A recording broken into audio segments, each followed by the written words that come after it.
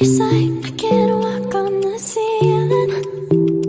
Oh yeah, got me dreaming, dreaming in colors I never dreamed.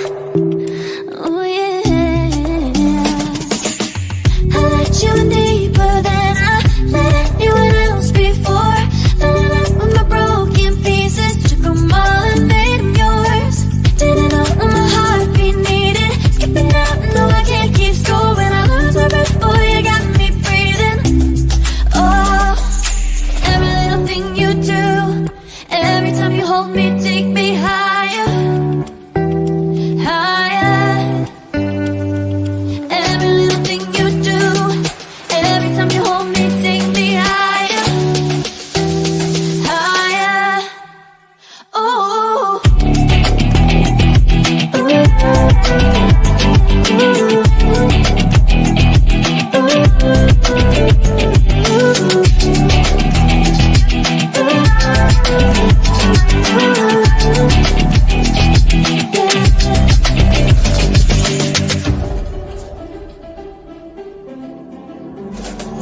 Magic. No, I'm never letting go. Now that I have it with you. When you kiss me, it's like the stars fall out the sky onto my heart to cover up what I don't wanna show. I let you in deeper than I let anyone else before.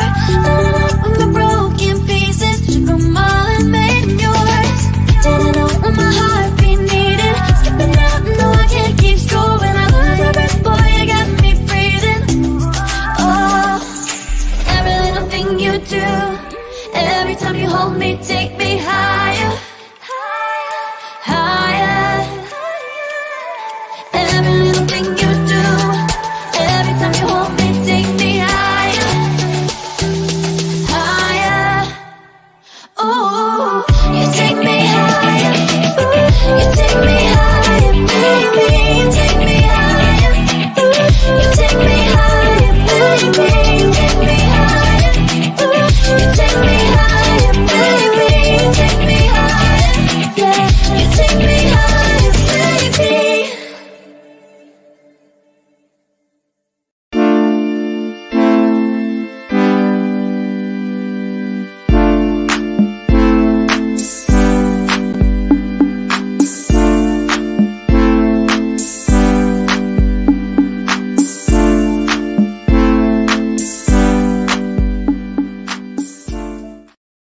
Welcome to Radical Truth to Power, the progressive news show with Let's BS Free. I am your host, Marlon, along with Tracy Carson, along with Anna Hart, along with Theus. And yeah, you know what we're going to talk about.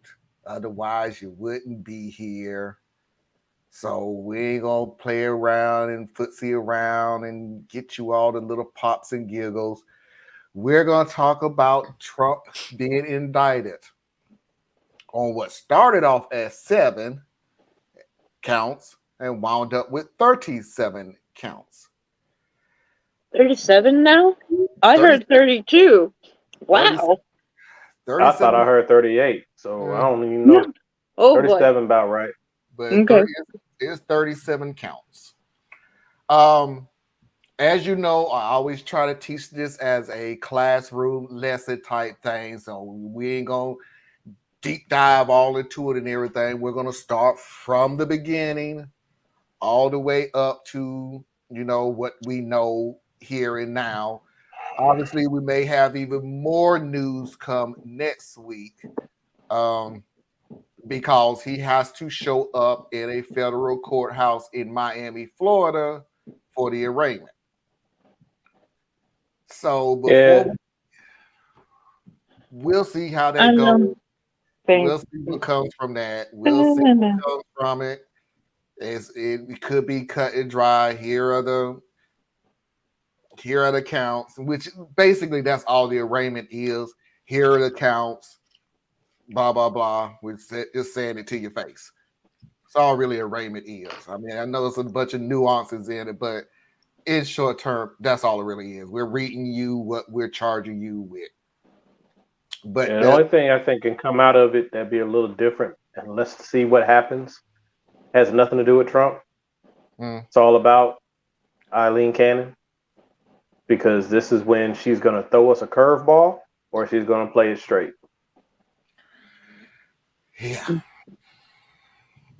Yeah. Well,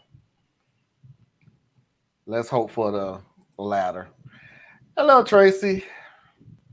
How's everything going tonight? Hi. Tired. I was going to do a video today, but I'm like, nope, change my mind. Nope. It happens. Every time I sit here and go, I got to do a video, and then the closer I get to doing the video, I'm so tired. Yeah, I already sent the thumbnail out, so it took me 2 hours to clean one room. Oh, you need to start tidying up the move, though. That's what I was doing. I'm like, I'll do it ahead of time. Well, then, yeah, that sounds about right. Then, yeah, 2 hours sound about right per room. Yep. Mm-hmm. Anna, how's everything going? You feeling a little better than yesterday? Yeah, I'm really sorry that I had to drop out on you like that, but feeling better, but also just tired. Something is in the air today. Yeah. Fatigue. Yeah. I had a visit with my nephew, my brother, so. Oh, cool. This? Yeah, I think I'm just gonna stop telling fibs to myself and be like, look, I'm just gonna, guest spot on y'all stuff and stop recording, because I'm just not interested in it. I mean, that's it. I mean, it's stuff. It's like I'll be having stuff I want to talk about, and then by the time it's time to turn on the camera, I'm like, I don't even feel like it now, and it's just like, why? So I'm about to shut all that down and just focus on the new project. Well, then you have to do a video on the new project. I was about Yeah, to but say. it won't be video based, so it wouldn't be the same thing, Like every once in a while I'll be doing videos. It's like updates and advertising what we're doing and stuff like that. But as far as like just constantly putting out content, that's not the nature of the business. So right, we'll see. Mm-hmm. Yeah, I think we tired disease. Yeah, Anna was right. It's fatigue in the air today. I don't know what it is. I mean, I did everything that I was supposed to do, but trust me when I tell you, I drug myself to do it because it had to be done, not because I wanted to do it. First thing I wanted to do when I got up is to lay back down, and it's like, if I don't get up, I don't know when I'm getting up. So. Yeah, and then tomorrow's Monday, so Yeah. But hey, next Monday, Juneteenth. What about next Monday? Next Monday is Juneteenth. Oh, okay. Yeah. And Sunday is Father's Day. Yeah. I'll take Father's Day over Juneteenth. Honestly, I'll take more pride in being a father than I take pride in Juneteenth. So I was all for Juneteenth before it became a national holiday. Yep. Mm-hmm. Been celebrating it. Thanks for nothing. Thanks for it. Appreciate it. Sorry, pieces of. Anyway, now if you just stop killing us in the street, maybe we could. Oh no, I'm sorry. You want us to celebrate us? You want us to celebrate a holiday that was nothing but a massacre? Appreciate it. Thank you. No, Juneteenth wasn't a massacre. It's they learned it 2 years too late. No, it was the 2 years too. Oh yeah, that's right. I'm sorry. I get my holidays of, F upness in this country mixed up. So forgive me. We got November to look forward to, Hip Hop Month. Without further ado, let's get this party started.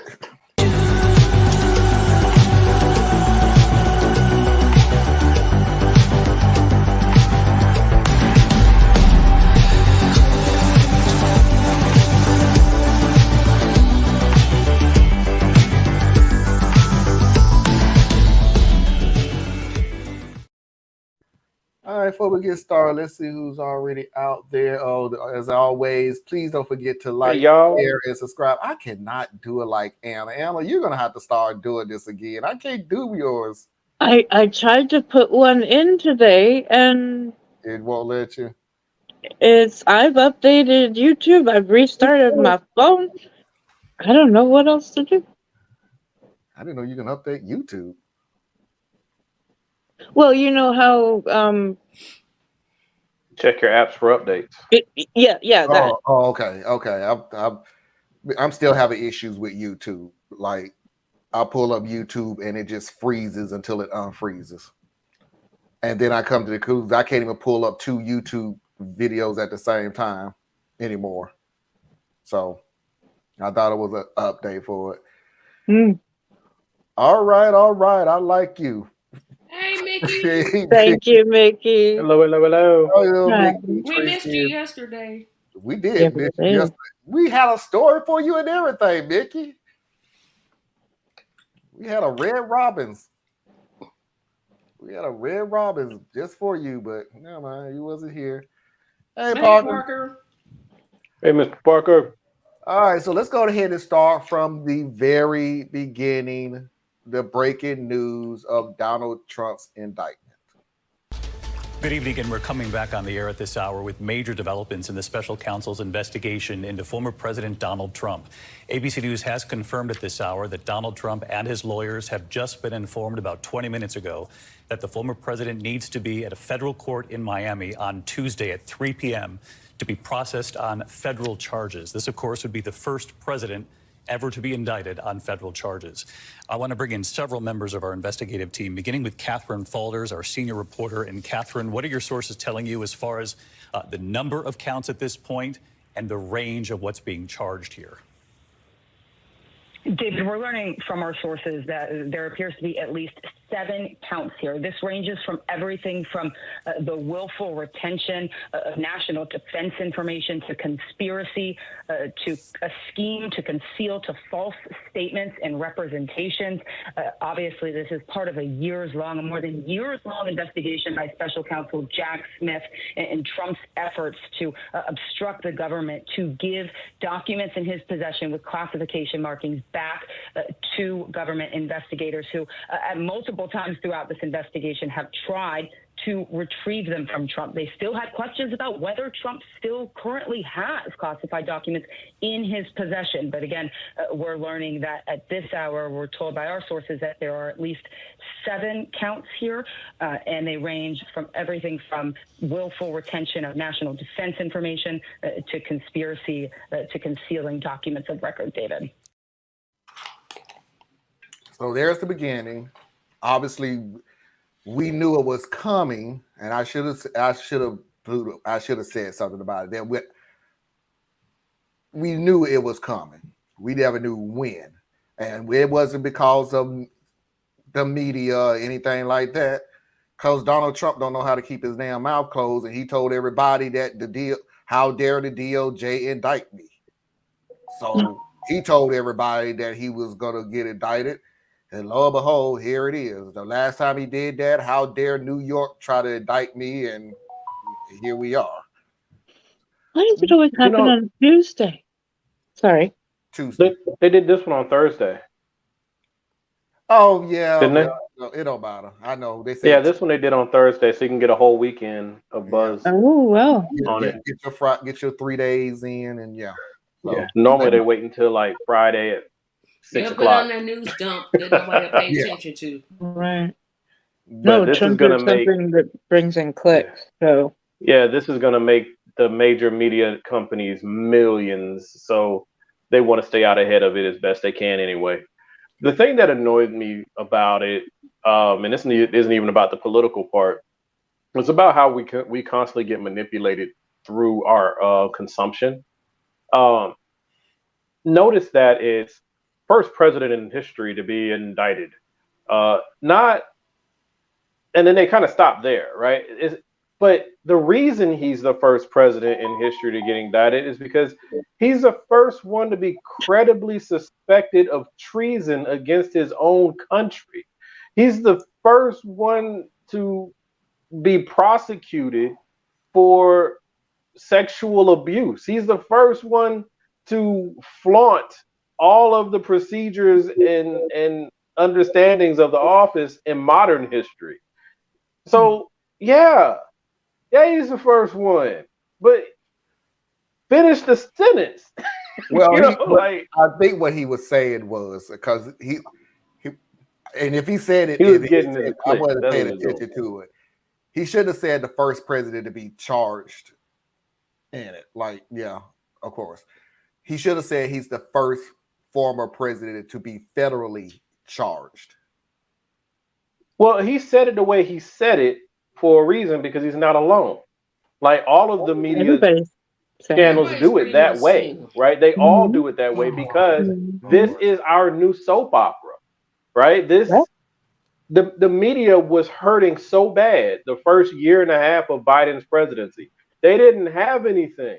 Trump was being quiet. There wasn't enough stuff going on. They needed Trump. Trump is back. He's making them millions like they used to get, because we are all obsessed with the soap opera. Rightfully so. I mean, this is a big deal, but it's like they're just playing with us, and it's so annoying. It's like I feel like my intelligence is being insulted every time I click on one of these stupid things. No, I'm I like, guarantee you, Well, who's every making time you it's click? it's so. You could just not click on it. yeah, I could. I mean, are they really manipulating the story? I mean, everything he said was a fact. But that's Like, he said he did Tracy, not you're missing my misspeak. point. It's not about whether what he said was true. It's about how you convey the message. You know what I'm saying? Like, Mhm. But you know, just telling the truth is one thing, but you can massage things. Well, what are they to- gonna say? to do. Former President Trump was indicted today. I mean, that's they're doing their job. This is entertaining. I like where you're going with this, Tracy. But it's like you can see. You look at this and you say, "Well, this is just how they do it." And I'm saying, yes, that this is how they do it. And I'm saying that there's a problem with how they do it. They do infotainment. They don't Well, do yeah, I mean, they've been straight doing up this news. for. So, but that doesn't make it right. So I'm speaking on what aspect of it I don't like. Kind of like how Biden can do 12 things right, but if he does one thing that's not perfect, you're going to hang him out to dry and say how evil and terrible he is. It's a similar thing. We focus on the parts that irk us, and that part irks me. But that's the deal, though. We live in a society, America or where it is. I'm American, so I can always speak for America, where we always like drama, tragedy, however the negative. Let's put it all in one big bubble. Negative. You're right. You may get one sweet story. And that's why I was mad at y'all a long time ago. I done finally got over it. But that's why I was mad at Have you though? Yeah, because I was like, I can put 50,000 of these tragic little stories, and y'all will give me a good hour of talk. I put on a sweet story, and it's like, no, that's fake. No. I'm like, what? Where are we coming from where anything that's nice? We like the train wreck. Think about it. Well, we do. That's why good news doesn't sell, right? No. But at the same time, Marlon, let's just be real. The 2 times that I can think of that you put out one of your little feel good stories, they were BS, dude. I mean, they were like, you know, start him on the old lady. Nice story, nice story, but they fake. You know what I'm saying? I mean, it's cool, but well, I mean, we can't pretend that I got another nice story coming next week. So let's see if y'all beat up on that too, like y'all like to do. Yeah. I mean, we might. It's like when we're driving in the car and we see an accident. I'm going to slow down a little bit to see what's going on. I never do. None of my business. I ain't trying to help you, so I ain't going to do it. And I don't know them. Look, I never do. I slow down enough to see. Let me see if I recognize that car. Nope. I don't know them people. I'm out. Oh, I'm in Atlanta, so odds are I definitely don't know you. But no, I'm all about how do I not create the next accident? Right. Yeah. That's what we want to see. How And do I that's a keep? self-reflection. That's what NASCAR is. Do you really go to NASCAR to see the cars go around in a circle, or do you like the bumping and You know, hope it's that funny. it crash? Realistically, though, I mean, for people like us who may not care about NASCAR, that's what we're watching for. Kind of like I don't like hockey, so if there's a hockey match and you try to make me watch it and there's no fight, then I'm like, why was I watching this, right?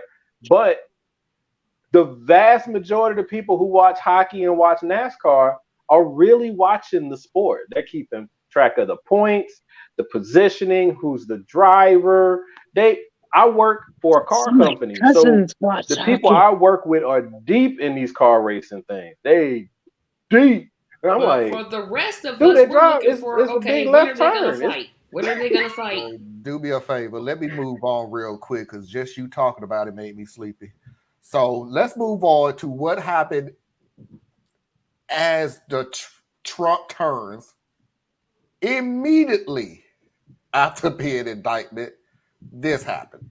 A shakeup of former President Trump's legal team after he was indicted on federal charges. Sources tell ABC News 2 of Trump's attorneys have now resigned. This after a grand jury indicted the former president on charges related to his handling of classified documents.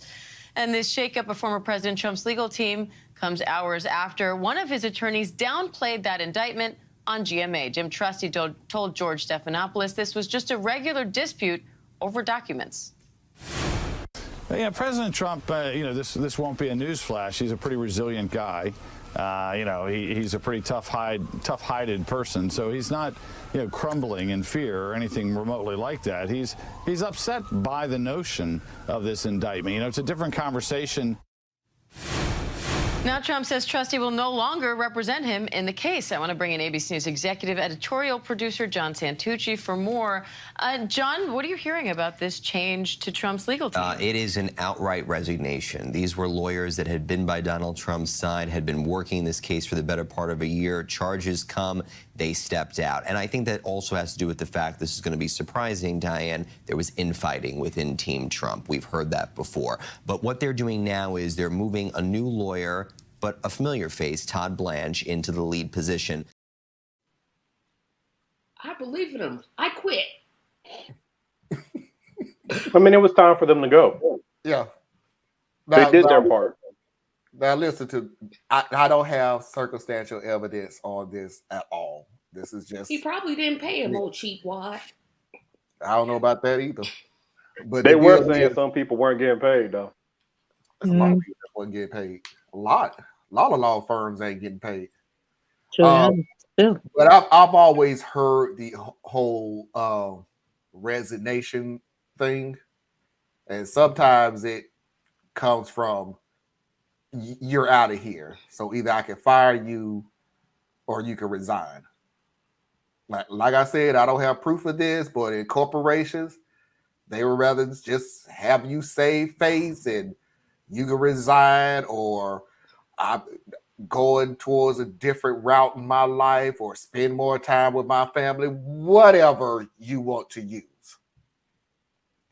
He's a pretty resilient I guy. think they just served their time. Like, it's like these lawyers are used in teams, So you got the people who do all this work for your publicity side. You got all these people who do your paperwork stuff. You got all these people who do your courtroom stuff, and they're not always the same people. And so I'm looking at it like these were the lawyers that were doing their best to keep you from being indicted. And you went and did like the Midas brothers always say, make attorneys get attorneys. You went and put all of them in danger by lying left and right after they've signed documents. So they're like, okay, it's just time. Transition out, because you're going now, right? It's going to trial now. You need a whole new you need a whole trial team to get in here, and you need a PR team. His PR is going to be running overtime, because they're going to do their best to muddy the water so that they can corrupt any jury pool in Florida that they can. It's going to be a complete food fight for the next year. They can work the overtime. They ain't going to get paid for it. You do get paid for jury duty. We're talking about Trump. I'm talking about the PR people working overtime. Oh, they all they want to. They ain't going to get paid for it. LOL, this will be a story that ends like And then I decided to bake my best friend some cupcakes and everything is perfect now. Parker, stay out of this. So let's move on to now the indictments are unsealed. Like I said, it's 37 counts. I got 2 videos that's going to break it down a little more. So we can talk about the first part of it, then we'll, swing it to the second part. So the first part is these documents are now completely unsealed, and this was some of the things. This is the indictment itself.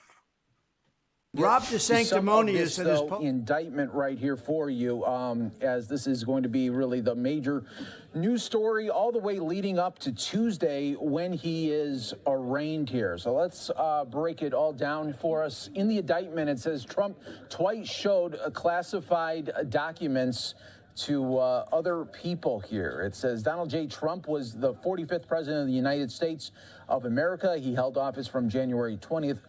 2017 until January 20th of 2021. So that is just some of the opening right there. But I want to get to really the meat here of this indictment. Like I said, it was just unsealed here.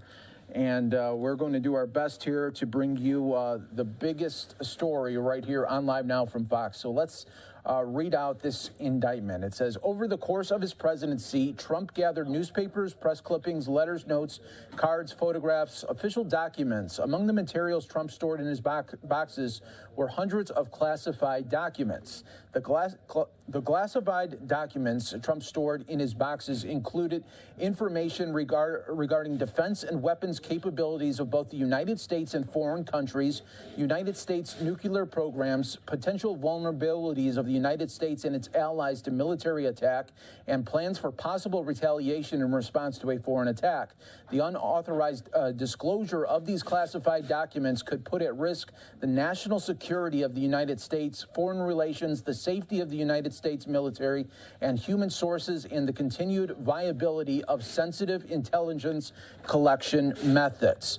At 12 p.m. on January 20th, 2021, Trump ceased to be president. As he departed the White House, Trump caused scores of boxes, many of which contained classified documents, to be transported to the Mar-a-Lago Club in Palm Beach, Florida, where he maintained his residence. Trump was not authorized to possess or retain those classified documents. The Mar-a-Lago Club was an active social club which between January 2021 and August of 2022 hosted events for tens of thousands of members and guests. After Trump's presidency, the Mar-a-Lago Club was not an authorized location for the storage, possession, review, display, or discussion of classified documents. Nevertheless, Trump stored his boxes containing classified documents in various locations at the Mar-a-Lago Club, including in a ballroom, a bathroom, a shower, an office space, his bedroom, and a storage room. So let's break. Was anybody else surprised? Because when they said from the beginning, right, that Trump took some boxes, I, silly me, was thinking they had loaded boxes in the back of his SUV Caravan and taken some down to Mar-a-Lago. So in my brain, that's like 10, 20 boxes. This fool had a hoarder's realm of boxes. Like, he had truckloads of boxes. I'm like, that's not what I expected at all. Oh, I did. Go back to when they were going out of the White House. Yeah. There were people that walked out with busts. Yeah. He was doing this mess while he was president. I think that's the thing we're missing. He was doing this. This mess started while he held the office of the presidency. Not after, while he was doing this. They couldn't impeach him. Oh my gosh! Well, they couldn't impeach him because of the Republican. No, I mean they impeached him, but they couldn't remove. I meant remove him from office.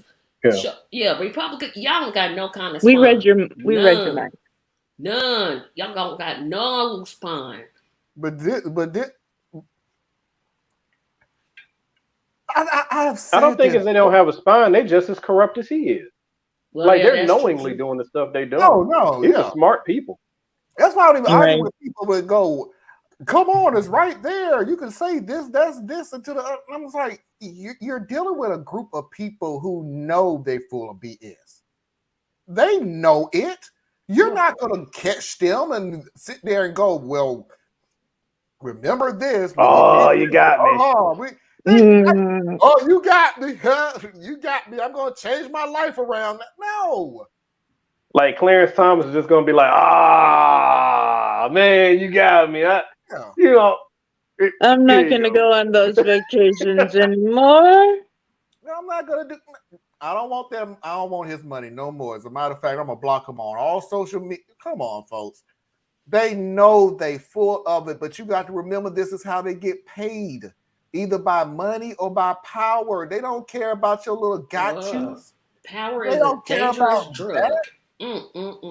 One of the most dangerous, yeah.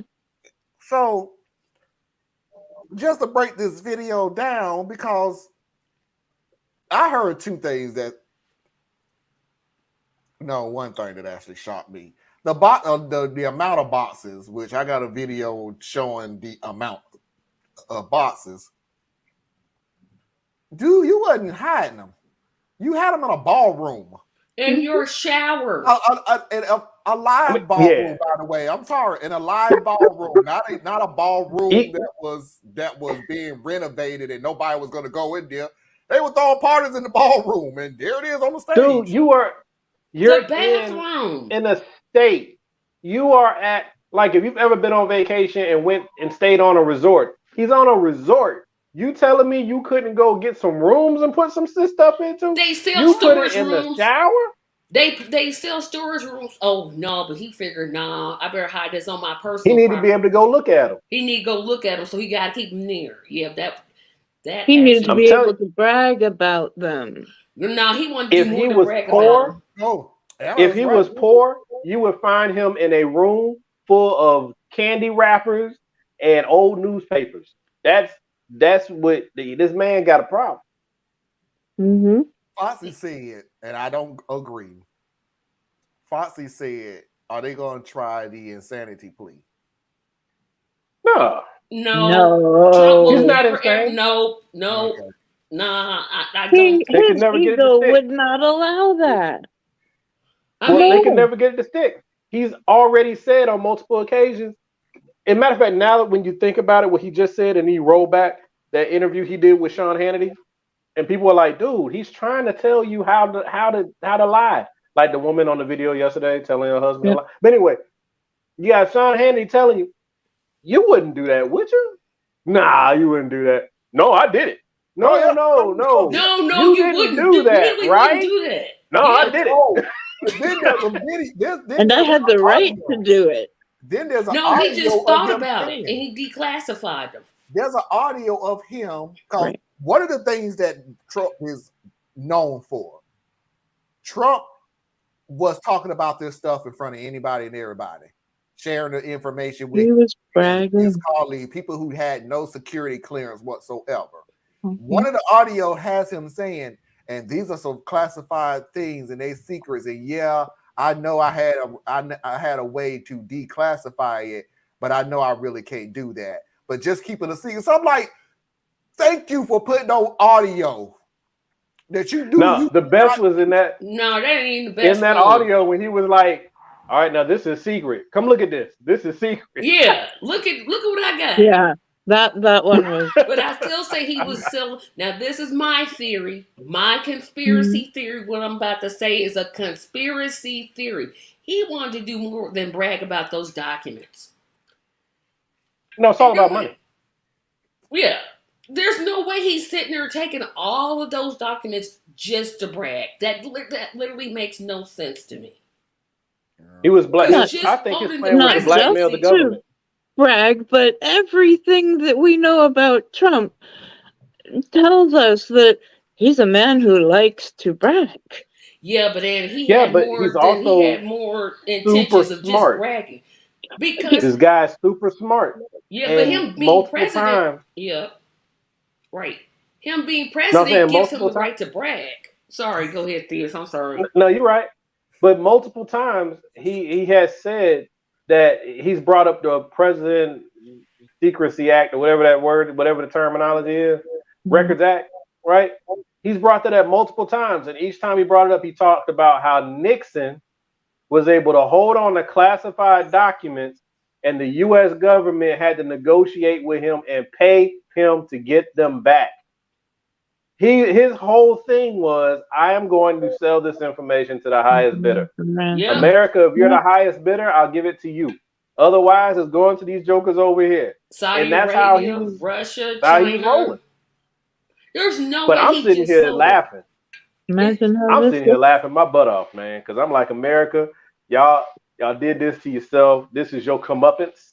The sad thing is that he's putting some real people's lives in at risk, danger. you know. Yeah. But at the same time, Y'all America, somebody you could put have 'em fixed this at any time. At Y'all any put 'em in time. there. But in the audio tape with Bob Woodward, he actually asked Woodward if he wanted to see them. Then he said, "I knew I shouldn't show them to you." But did you want to see it? but do That's you the wanna one I see them? remember. Bob That Woodward. was during the bragging phase. The man that broke Watergate. You're gonna ask the man that broke Watergate, hey, you want to see? Wow. man, that dude wouldn't have got past the front gate. I don't care. You're not interviewing nobody in this building. Yeah. You're just trying to hide things. You Yeah. have nothing I don't on want you Woodward. nowhere around. I don't want you talking to the janitor. I don't want you talking to the dude who comes He by to said wash that- windows. I don't want Woodward in this building at all. He broke Watergate, and you gonna ask him, do you want to see? I know I shouldn't let you see it, but you want to see it? Because he Trump, can't help himself. because It's Trump his is ego. How delusional. America did y'all elect this nitwit to be just how? But that's Because what he gave them what they needed. That's what I'm saying. Y'all can sit here and complain, America. Y'all can complain about what's going on now and how everything is and how dare he and everything else. I'm sorry. You were the people that put him in office. He can't steal from the White House if he's not in the White House.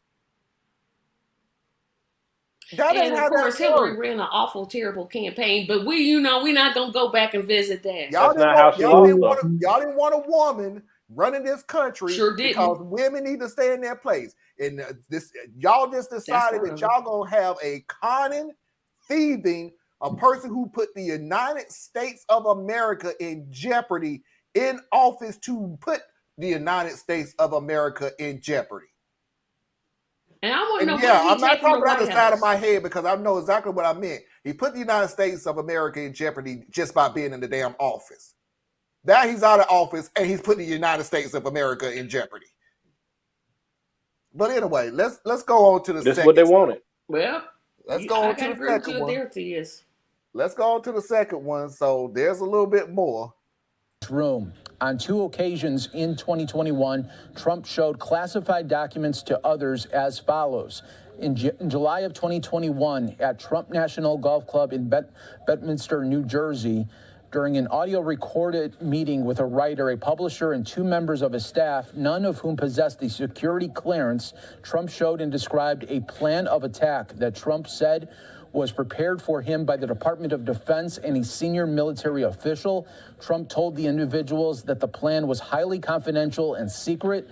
Trump also said, as president, I could have declassified it, and now I can't, but this is still a secret. In August or September of 2021 at the Bedminster Club, Trump showed a representative of his political action committee who did not possess a security clearance a classified map related to military operation, and the representative that he should not be showing it to the representative and that the representative should not get too close.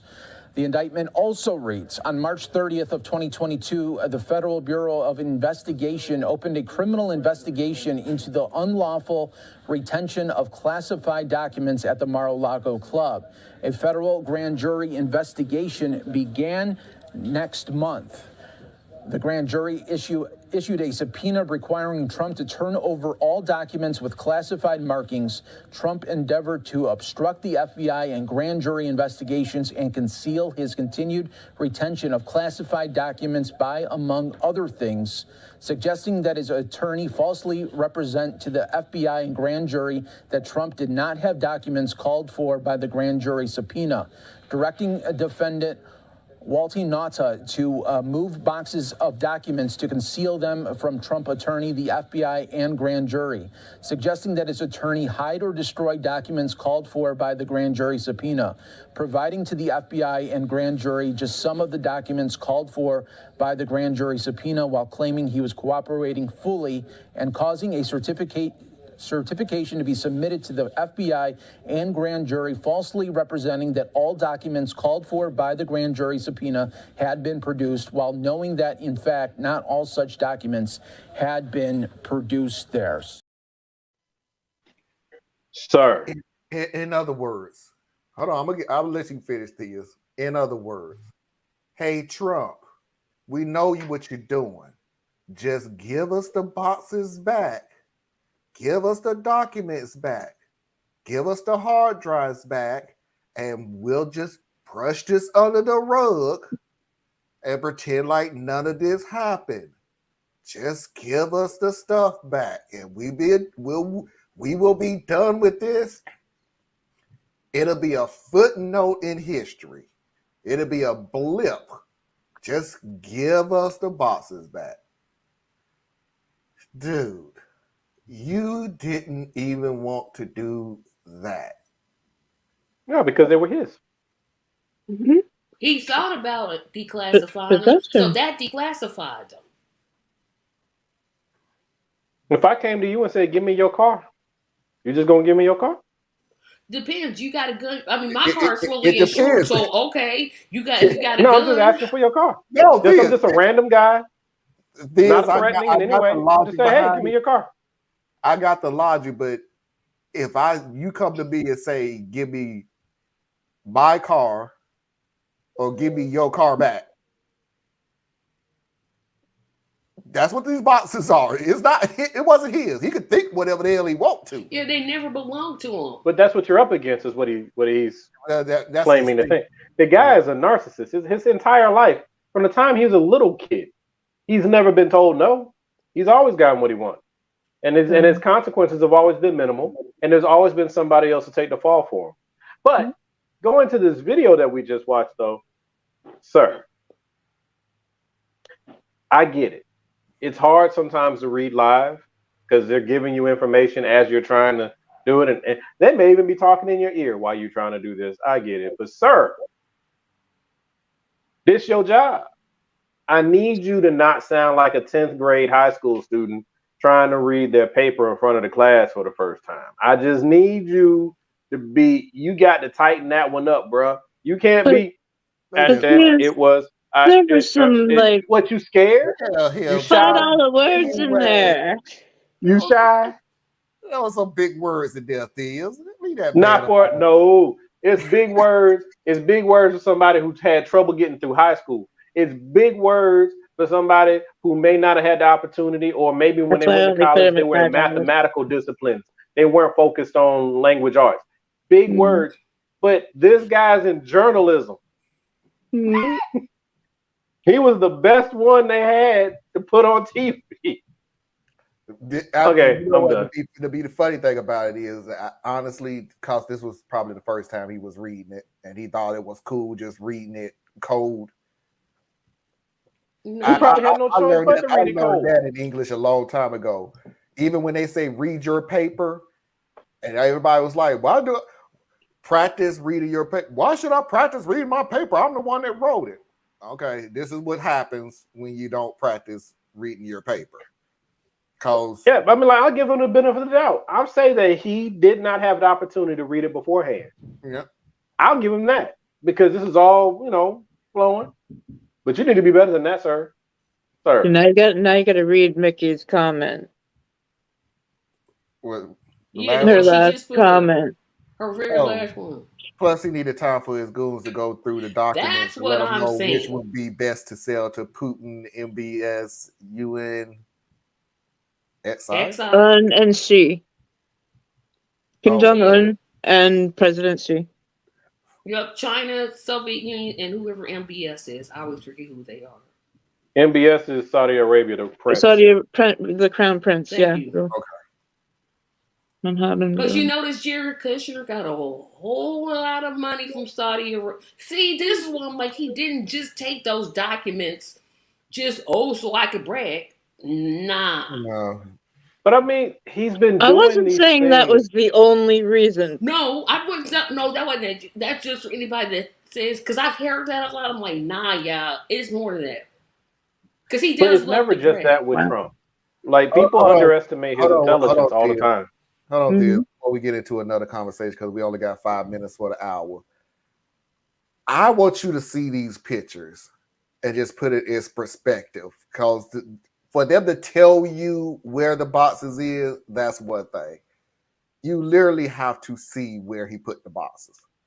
Through it, but as I'm going through it, I'm thinking about the convergence of so many different and unique elements that we have not seen all in one place. So can I interrupt you for a second, because we have color photos. So instead of having to hold up these grainy black and white things, we talked about, Charles, there being lots of boxes on the stage, and there you see those boxes. And if you go through the document, you know, they talk about, we don't know if they're these ones, but documents concerning nuclear weaponry, timeline and details of a foreign attack, military capabilities of foreign countries, regional military activities of foreign countries, and it goes on. And there you see just boxes stored. And again, in many cases, at least according to this indictment, in places where unknown numbers of people that was the White and Gold Ballroom. If you can go back one, let's just see that. That's the stage of the White and Gold Ballroom. And they say for how long those were out there while there were other events being staged in that very room. Charles, just look at that, and the storage room as well, as Chris was just pointing out. It's unbelievable and shocking in a number of respects, both to you, Andrea, and Chris. If you think about it, I had said for a number of times that the actual contents of the documents did not matter when you were simply talking about, number one, obstruction, and then number two, his retention of items that he should not have had. What was in those documents and his possession, those two things didn't necessarily need to be at this level in order for Jack Smith to move forward with a prosecution. But when you look at the 7 counts and what's actually in the indictment, those are what they are because of what the contents are and because of what Jack Smith's office believes he intended to do with these things. That's why you have the additional counts on this indictment that you have. So it's not just a question of him attempting to obstruct a federal investigation in terms of obtaining these documents and getting them back. It's the actual content. And then, of course, as we are seeing over and over again with these now very colored, very detailed pictures, where they were housed, who had access to them, and the fact that he was entirely cavalier with our nation's most important secrets. See, and here is the deal, because here's the argument that everybody's going to come up with. Whatever little stupid thing that you want to come up with he could declassify with his brains. Not all the stuff was declassified. You don't know what was in those boxes. Well, let me throw this back to you. You're absolutely right. We have not a clue what's in those boxes. Neither did he. Yet he was willing to leave it on a ballroom stage. He was willing to leave it in storage room. Were they locked? Hell if I know. Leave it in right another room. That one was right there on the stage. And didn't she say looked like an auction? Yeah. That's what I thought. The room, oh my God, the room where the boxes were stacked to the ceiling. Somebody physically had to go get a ladder to keep stacking these boxes of we don't know documents. So even if one of those documents had the most destructive information that could have put the United States in jeopardy, hell, who knows who read them then? Because you don't know what box it was in what room it was in, at what time it was in. But more of the thing you're missing is it's intentional. Why would you put the boxes in a ballroom floor where, and she didn't say anything about, oh, well, where there were events, they moved them to someplace else. From my understanding, they stayed there. Why are they staying there? The whole thing was intentional. Because he wants them to be seen. Exactly. He So wants. you can say, look what I have for sale. Look what I got. You know, the thing though is about a lot of this, I still keep coming back to the media. Because once again, they're going to be able to make a whole lot of money off of this. And they're not going to be at all culpable for the fact that they helped create this entire monstrosity. They're the ones that gave him all the free media. They're the ones that normalized all the crazy crap he was doing. They're the ones that made everything seem more like a soap opera than an actual serious event. Like, you compare how they covered the insurrection in Brazil to how they covered the insurrection here in America. Two completely different tenors to how they covered those things, right? So when it's over there, they're barbarians, it's Banana Republic for real. They're really digging into how dysfunctional these people are because it's those people. But then over here, because you have to coddle the American public in order to make sure we stay tuned and buy your stuff and you make money on your advertising, you downplay things. You humanize the terrorists who attacked the Congress. You don't make sure that you do serious introspections on each of the sitting members of Congress that have clear ties to what happened, right? You chose who was going to be your villain. You chose Trump as your villain, so you made sure that you dug in on him enough to make sure that the DOJ had to take some form of action on him. And then whatever might happen along the way, so be it. But you did not do the same for Marjorie Taylor Greene, Lauren Boebert, Matt Gaetz, you name it. There's like 20 of those jokers, and they didn't do the same thing. They covered them on a very high level and kind of almost like, can you believe how crazy these people are type thing. They normalized the actual insurgency within our country. So it's like, it still irks me because the media is going to get away with this scot-free. MSNBC is going to cover it from their side. Fox is going to cover it. Well, they barely even going to admit that it's happening. You know, it's going to be like, and everybody just makes more money. And the deal that's why I can't even get mad. I can't get mad at nothing this dude did. I'm just like, yo, America, y'all been screwing people over. You screwed my people over from the beginning. I hate it because this is my home, right? I live here for now, but I don't even get mad at them no more. It's hard to get mad at what you see coming. It's just really hard to do so anymore. We done went from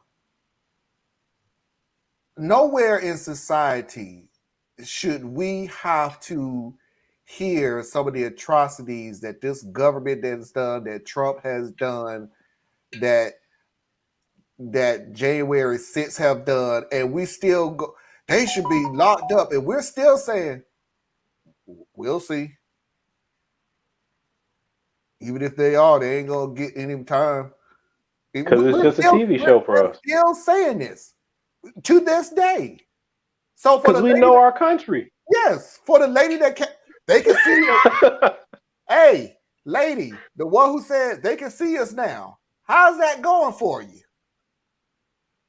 How is that going for you since you said it? She's somewhere excited that they've arrested Trump. Oh, I'm sorry. So that's 3 years later. So we get a victory lap every 3 years. We the most out of shape doggone country in the world. Then if we waiting every 3 years to take a lap around the track, a victory track.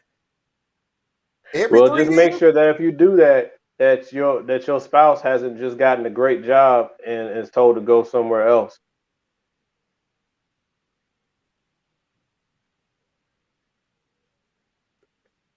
There are days, man, you need to move on. You really need to move on. I am not going to get into this with you anymore. Let's just move on for the fact that you was I was just making a point. You was not making a point. That was not It's a little Easter egg. Are you a Taurus, Theus? No, I'm a Scorpio. Ah, okay. That makes sense. And I have no idea what that means. Yeah, I'm like, well, it means something. Hey, Ellie, you do exactly what people do too. Are you a Scorpio? No, I'm a Taurus. Ah, yeah, that answers a lot. Yeah, I'm like, God, I have no idea what you're talking about. So Taurus is a bull. Stubborn as a bull. Won't let go of something. Okay. Scorpio. A scorpion. And won't let go. We're just lovable and adorable and patient and cute. Yeah, I'll go with all of those things. Annoying one of those things. No, it's not in there. We're the true sign of love because we come from the results of February. Yes, don't expect any support from a man starting a new job. Hello.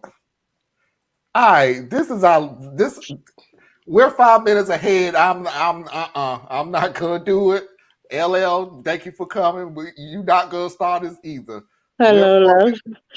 We're 4 hello. minutes ahead of time, so we're gonna go ahead and cut it right here. We got a full pack of the second hour with Am I the A-Hole? Real or Nah?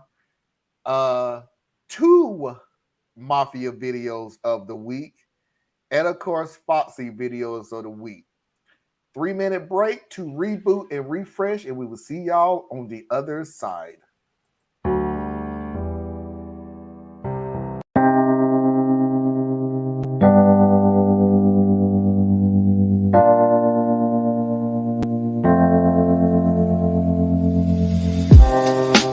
Living for weekends, wishing I could take a break from this world. Running on a hamster wheel, but searching for something I can't feel. I just wanna be a lost girl and fly. Take a breath, feel my wings spread, levitate above the ground and make eye contact with clouds. Now I'm rising, I'm soaring above it all. I just wanna be free. Finally, I wanna be free. I wanna be free. Finally, I wanna be free. Finally,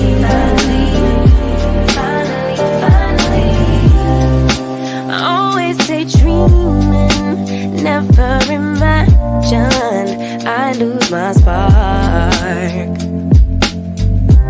Living in this crazy time, putting back the pieces of my mind. I know how to run from the dark and fly.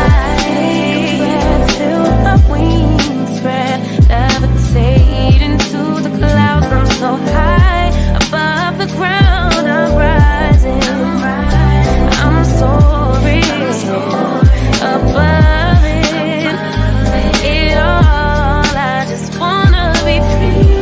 Finally, I wanna be free.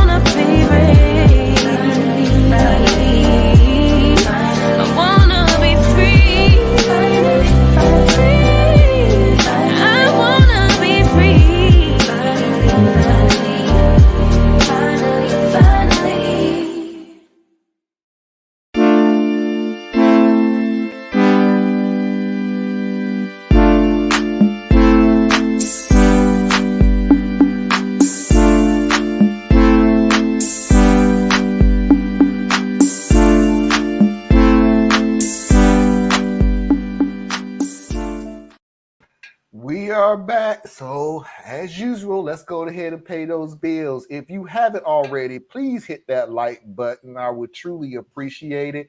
If you are new to the show, please do not forget to hit that subscribe button. We're doing pretty good numbers, but I have to admit, it'll slow down a little bit. So, let's get those numbers back up. But I appreciate everybody that comes through. Please do not forget to go to patreon.com/A Better Tracy Media page. Help support Tracy in all of her endeavors. Please do not forget to go to patreon.com/Complex Mind. Help support Thea's in all of his endeavors. Please do not forget to go to patreon.com/Radical Truth to Power, exactly where it's spelled, capital R, capital T, capital T, capital P. Please do not forget to go to Anna Hart's website, BorelliaEtc.com. Learn something that you didn't think you need to know, but you should. And as always, you can email me at radtp@outlook.com. That's radtp@outlook.com. All right. Thank you, Anna, for the plug. Well deserved. My pleasure. Well deserved. Am I the a-hole?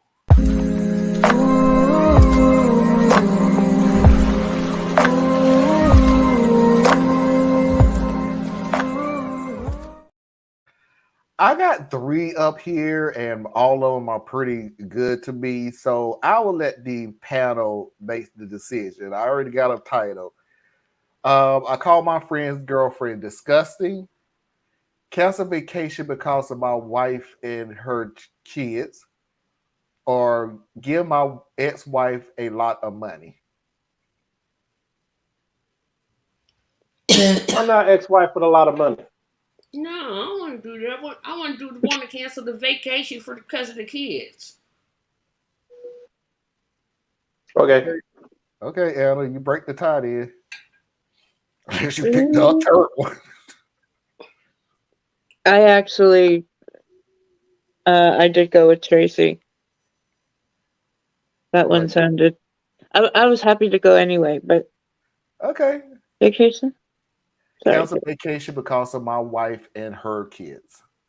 I'm a 45-year-old man, and my wife, who's 44, makes quite a bit less than me, so our joint expenses are split 70-30. For the most part, things like vacations and where we bought a house are decided based on what she can afford. But there have also been several times that I've paid in full for vacations to places I really enjoy, and I wanted to share the experience with her. My wife has a 23-year-old son from her previous marriage. When she and I got together, I told her that I wouldn't mind paying extra for things here and there until her son was 18 and either working or in school so she could take care of him. For the majority of our relationship, her son has lived with his father. He decided against college or trade school and hasn't expressed any interest in starting to figure out a plan for the immediate future, let alone his life. He floats from job to job, and his father is pretty much the same since the kid graduated. Therein lies the problem. Every few months, they'll call my wife for a few $100 here, a few hundred there, $20 this week, $80 the next. Sometimes it's her son calling, sometimes it's her ex-husband. This has caused my wife to be short on funds for our plans, or things that she volunteered to cover on more than one occasion. Her reasoning when the ex asks for money is that since their son still lives with him, she has to help him. And I get that,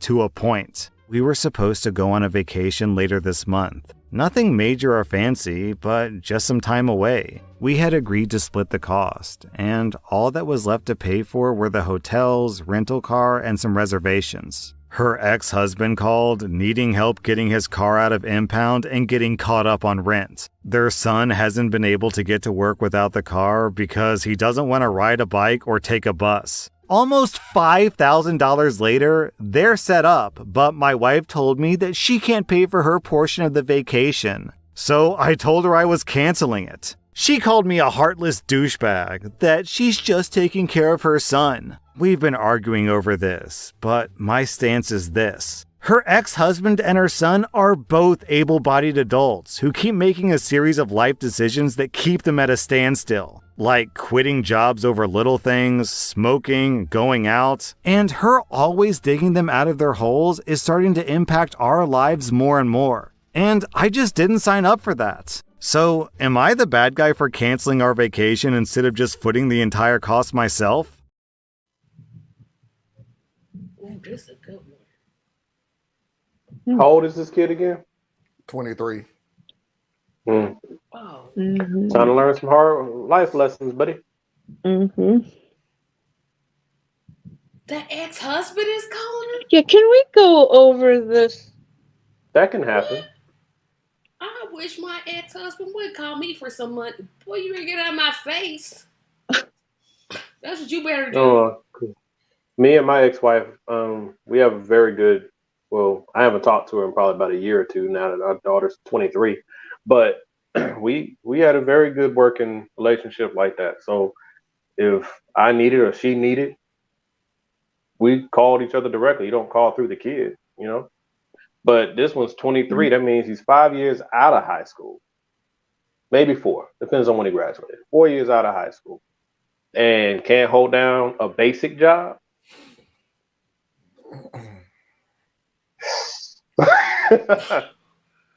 Boy, this is sad. You acting just like your daddy is what it sounds like. So And that's what that is this what I want to concentrate on the most.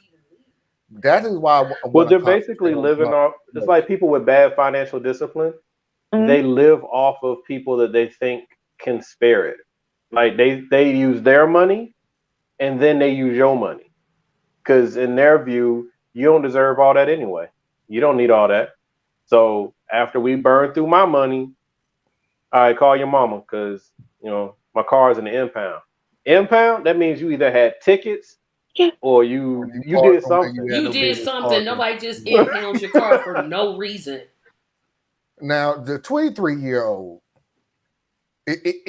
to me, I'm just speaking for myself, okay? This is literally 2 stories. This is actually so 3. Let's go with the 23-year-old. I can see you trying to help them out, even though we would have a lot of more strict conversations, such as, dude, not only can you not hold down a job, when you had the chance to get yourself into an ability to hold down a long-term job, you didn't take it, i.e. college or trade school. You didn't even want to do that. That was just too far out. Yet you coming to me every other week, every day, 20 here, 80 here, and all this other stuff. So that's, for me, that's one story. His mom keeps on That's doing something it. that can be fixed, such as, okay, we need to start cutting some relatively, because I had to laugh at the fact that, can you get the car out of the impound so he could go to work? When I'm thinking, don't worry, he ain't gonna keep it anyway. And I'm sorry to be rude. You don't go to work no way. True. So sorry. Now, let's go to this dad. Dad, why is your son acting this way? Because you have gotten away with it for so long that he sees it. He's emulating you. He wants a free ride. Everything that you are doing, that no matter what, we can go to rich ex-mommy. Well, not ex-mommy. Mommy, a.k.a. ex-wife. Ex-wife, yeah. So he's emulating you. You are a terrible example of manhood. It's only one person's fault. This is literally one person's fault. And that's that dang on mama. She needs to put a if you're not doing nothing, it'd be different. Like if he was in college and he was like trying to work towards it. This lazy mofo ain't doing not a dang slapping thing. I said mofo. Yeah, but the thing about it is, I know what it's, and I agree with you. I agree with you 100%, Tracy. Like fully. Her fault. The issue you run into is when you let something go, it's really hard to fix it, right? Because the time to have addressed this was when a child was growing up, to teach them about money, about responsibility, about work ethic, about their name, valuing their name and their reputation. All that stuff should have been happening. But odds are they were going through the divorce or whatever the situation was, but they kind of let them just skate. you know. And then when he turned 18, there were no clear rules. It was, well, son, we're going to give you a little time to figure this out, right? Mm-hmm. And so that's what he's doing. So it's hard now to re-engage. You know, it's what do? Do you just let him not have a car? He knows his mama gonna bail him out because she's a sucker. She's a 24-hour-day sucker. But it's not so easy as It said he was an able-bodied. It's a situation of he's manipulating the fact that she loves him.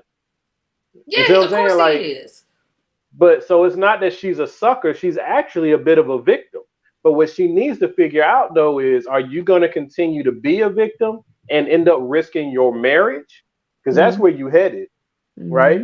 Or are you going to try to figure out, hey, son, here is $5,000, cash on the barrel. Boom, $5,000. Don't you ask me for nothing else.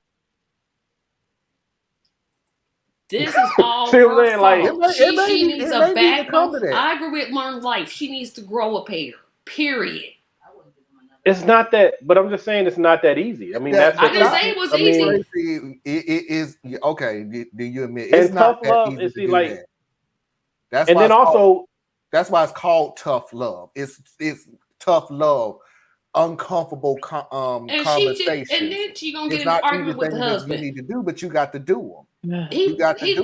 But he was 100% right in canceling that vacation. Right. He was absolutely right.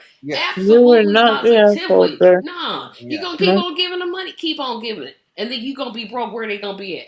Not having a job. The deal is, Mama. You can do whatever you want to. We've all of us agree that what you're doing is wrong, and we're giving you ways to fix it. But we all on here agree that what you're doing is wrong. You can do whatever it is that you want to do. But see, what you are doing for that household is affecting your household. And when you start affecting your household, we're going to change some things. In other words, you can't pay for it. So you want your husband to pay for it. That's the equivalent of he was giving the money to them too. Yeah, because she's short on expenses that she has to take care of because she's giving these two losers money. So when I was listening to the story, what it sounded like to me was they do some 50-50. Because he was like, she's going to pay for her part of it. But it didn't elaborate. I thought he said 70-30. He said 70-30. She made some tremendous. He did say 70-30? Okay, cool. He did. He said 70-30. Good. So that's better. But either way, they have that situation. They figured out how they're gonna run their household finances. It's basically he and her need to have a straight up conversation. But she needs to be the one leading the conversation. Sure does. Because otherwise, it's just painting the husband as the bad guy, and that's gonna build resentment. You know, I would rather if this was my situation and my wife was doing this, I would need for her to come to me and be like, look, what are some options we can look at? What can we do? And then I'll engage with her. And like when I said 5,000 on the barrel, I'm serious. I'll be like, look, your son has got to learn how to take care of himself, but at the same time, that is still our boy. So I'm not going to just leave him assed out. But here's what we can do. I will give you, talking to my wife, I will give you $5,000 to give to him. If you want to set it up in a savings account where you're sending him money, or if you just want to give it to him, that's going to be between you and him. But that's the last time we give him any money for the rest of the year. For the rest of the year, he don't get nothing else. And then after that, we might not give him nothing past then. He's going to go by birthdays and Christmas like most people. I'm all for tough love. I am not for what I constantly run into with conservatives, their version of tough love. Their version of tough love is I'm going to take everything away from you and now go out there and figure it out. Be a man. Get a job. But I'm not going to teach you how to down a tree. Do the steps. I'm not going to teach you a doggone thing. I'm not going to teach you nothing. And you figure it out. I'm not going to help support you while you the funny part move. about it. They get mad at you because you did something wrong. But my thing is, she tripped out on the new husband, and he was 100% right. I mean, he was Tracy, because it's emotion. 1,000,000% Yeah, but right. here's the funny thing about it. Here's the funny thing about him canceling the vacation, because we can go. Should I have canceled the vacation? It may have literally been, I'm canceling the vacation because I can't afford it, because your 70% of the vacation payment is gone. Her 30%. 30. Well, he said he could afford it, though. He said he could afford it. Yeah, he could afford it, but she was Right. going to chip in It's the just other he shouldn't 30%. have to. Yeah, And he shouldn't Because have it'll to just be keep one more time. Because if he paid for 100% of the vacation, guess what she gonna keep going doing? Can I borrow Sarah $25? Can I borrow $100? Ain't gonna never pay it back because they ain't got her no job. 30%, her 30% gonna become 15% overnight. My wife is on the same team I am. I'm like 0. You keep on the bank that ran dry. The Bank of National Tracy that ran dry. I can't no more. But the thing is, right? And I'm If talking. this This was is me your now. This is my way of looking at it. My money is her money. See what I'm saying? So if she's spending her money and my money, in all cases, that's our money that you dropping over here on your son. So my argument is not going to be, hey, you're spending my money. My argument is going to be, look at what you're doing to us. Yeah, right? Because she's Whether making I them can marriage afford bad. it or not, look at what's being done to us. We are not going to make it. Me and you, we're not going to make it. Okay? Damn the money. Right? So something's got to be worked out. Money to her ex-husband like that. Dang, girl. He's But asked for that's a because reason. the ex-husband is watching the hustle. Right? The ex-husband is the kind of person who lives just at the line anyway. So the ex-husband is looking at it saying, well, okay, I need some money. I have the boy. She would give the money for her boy. So here we go. That's what he's doing. That is what he is. He is literally. He's using not his literally child as a saying, prop. He's not. If you listen to, yes, he's using the boy as a prop. Because listen to what he said. He's not saying, "Can you give me some money to get my car out of the impound?" Because he needs it to get to give work. me the car out of the impound because your son, our son, needs to get to work. He ain't never heard the bus. Nope. Yeah, but our son needs to get to work, and you're always on his back about going to work. Catch See, a this ride is with how a a friend. manipulator operates. Mm-hmm. Catch a ride. Do like I did. Take Lyft the whole time. Nah, you're not gonna. Nope.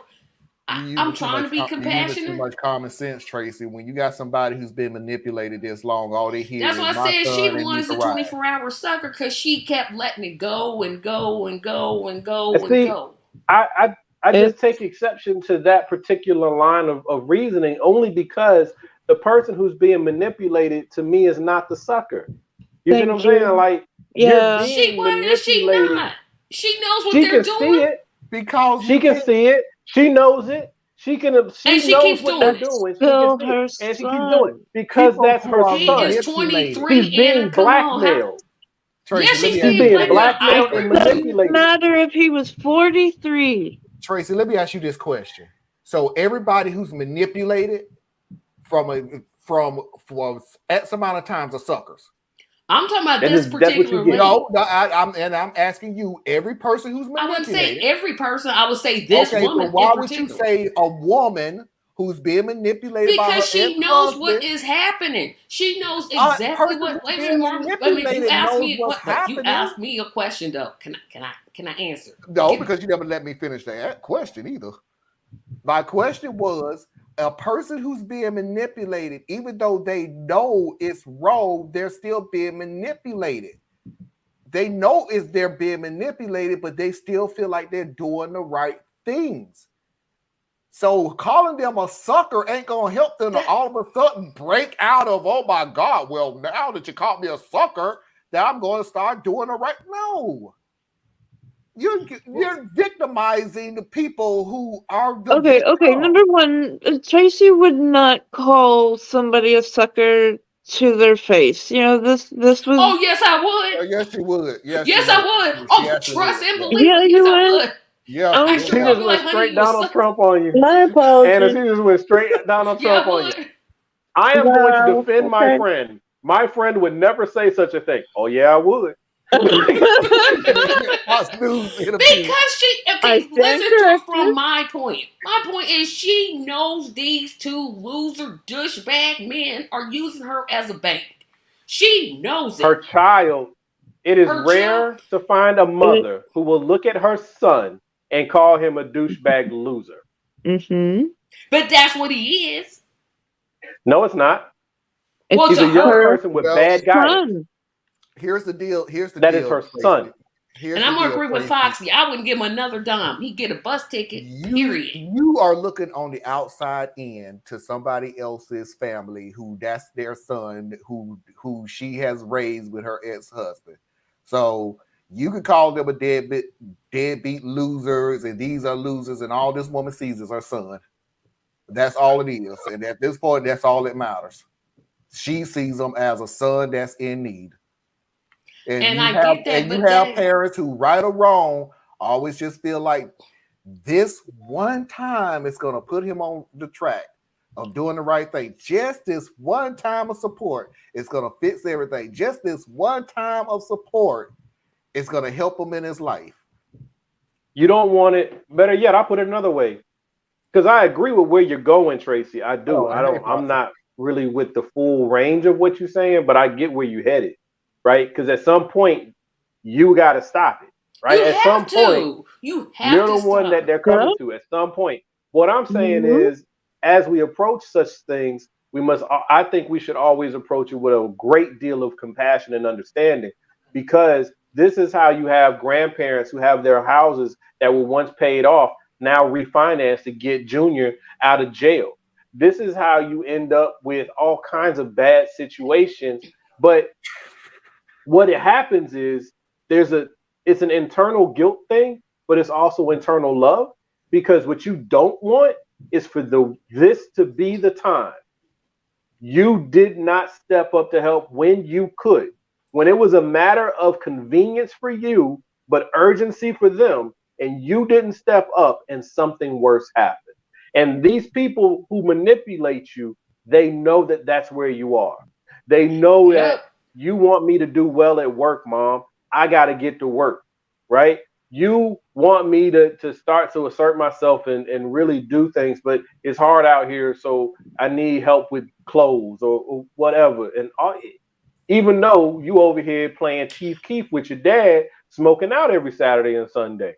So and here's what I'll say. Not that There's a difference between, and now I'll say this because part of me should know, but there's a point where you help people, but there's definitely a part where you start enabling people. And she's enabling her, and I'll say it again, loser son and loser ex-husband. Now, of course, if that was my son, I'm not going to call him a loser, well, to his face, but I'm not going to call him a loser.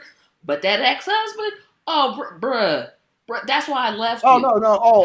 Okay, Tracy, wait a minute. I'm not speaking for anybody else. I'm just speaking for myself. I'm only defending the mom and the son. I don't give a damn about the dad. No one ever does. He's a loser, and he's a user, and everything other word that I could think of to say. You're a manipulator. I'm still trying to figure out why the son can't use public transportation or ask somebody at his job for a ride until the car gets unimpounded.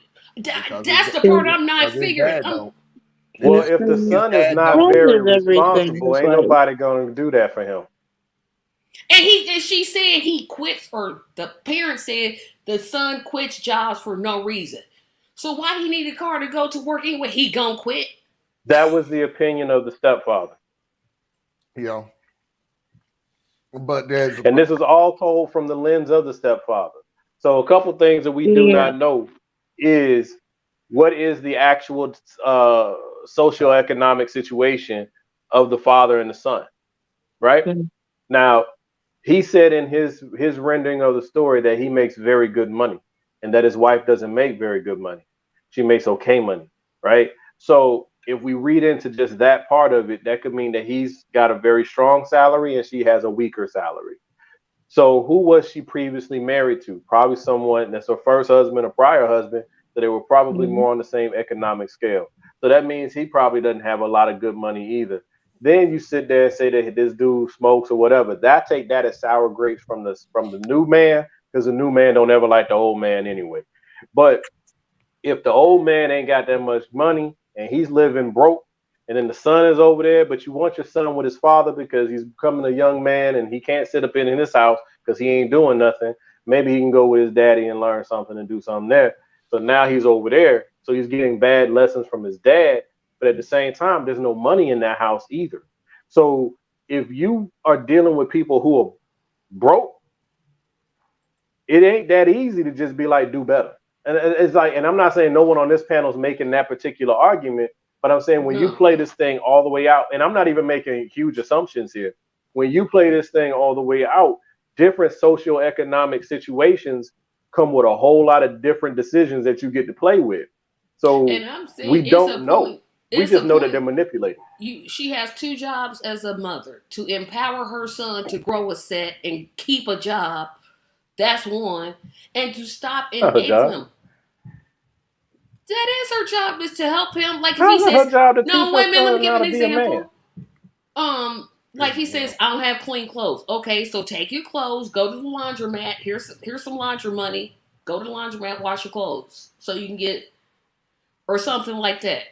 But like I said, enabling people, she gonna keep on being broke because she gonna keep on giving them. It has to. There's a point where it has to stop.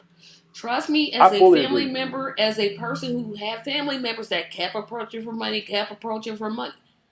It's not easy. It's not easy to do, but it has to be done. You cannot enable people because they will rot you dry. We know, Foxy. It's easy for you to say no. Trust me. They get a sign, will work for food or something. Now, I didn't say that. I'm reading her next comment. What was it? You better get a sign, will work for food or something. Ain't no more money coming from this end, period. Dang. Even I didn't do that. Wow. Boy, y'all harsher than I am. I thought I was being harsh, but dang. I was agreeing with you all the way to just the name calling. Be honest with you, she is a sucker. I was agreeing with you all the way up to the name calling, and that's just where I stand. I'm just not going to call you calling her a sucker is more for you, Tracy, than for her. Okay. Yeah, for me. Yep. Then we all know who not. I didn't say it was right per se, but I'm calling it like I see it. But if you consistently say that you don't think something is right and yet you consistently do it, what does that say? Hold on for a minute. You're in a similar position as this woman. Foxy, what do you have to say, dear? So, my parents got divorced when I was 12 years old. And my mom had never been a single parent before. And she got married at a young age. So we had to sacrifice. We had to watch her work when she had never, well, she worked, but she was already, she wasn't home like she was when her and my dad was together. So we saw a sacrifice. This young man don't know what a sacrifice is. But guess what? He's 23. He can learn. And the learning starts today. I would not give him any more money because that's what is that teaching him? Nothing. He don't want to catch a bus? Walk if you don't want to catch the bus. Period. You got to sacrifice in life, even as an adult, a homeowner. Been on my job for almost 20 years. I still got to sacrifice. He got to learn now. Period. He ain't getting no more of my points. Tell it. Period. Tell it. And then you go walk out. Oh, yeah. Drop the mic. Yeah, because you drop it, honey. You drop it. Girl, that's how it's supposed to be. Like, dang, Grower said, man, you 24, not 5. You're not 12, you're not 15. Everybody here would have not let it get to that She should have point. never let it get to that point. That was her first mistake. Right. So how do you stop a car wreck from happening? Like I said, it's hard to do when they've already bumped. Like I said, I had this situation rise up in my family where we had a family member that just kept calling around asking for money and asking for money and asking for money. And I was just like, you know what? No. Well, I'm running out of food. No. There's food like I pantries. said, when It's a hard thing. It made me feel, I felt terrible until I learned what she was actually doing with the money. Then I was like, oh, well, yeah, your suspicions were right. But it's hard. It's I'm not saying it's easy. If this, so I'm trying to put myself into her shoes as much as I can, and if my nephew came to me, at 23, I would still help him out. Like I said, I don't think anybody here would let the situation elevate to a point where they're not taking any responsibility. That's what we're talking about. This man boy is not taking no responsibility. Why are you keep insulting him? He's a man boy. He is a man boy. His father is a man boy, and he done raised a man boy. I am calling it like I see it, and I'm being nice. This is me being nice. Okay. I think this one is getting to me because I've been in this situation. And it's I think we've all been in this situation. It's hard to just say I'm not helping anymore because my heart says help, but logic says, you had to be wise as a serpent and gentle as a dove. You can't just keep going. I ain't never heard that one. Wise as a serpent and gentle as a dove? That's in the Bible. The Bible advocates being like a serpent. That's nice to know. No, I've never heard that serpent before. be gentle as a dove. Bible, yes. Yeah, that's an interesting thing. That's creative. But I'm not. I'm using it. I mean, there's more context. I get the point you're saying. But you can't just keep. Don't let your heart get you in a position you don't make sense.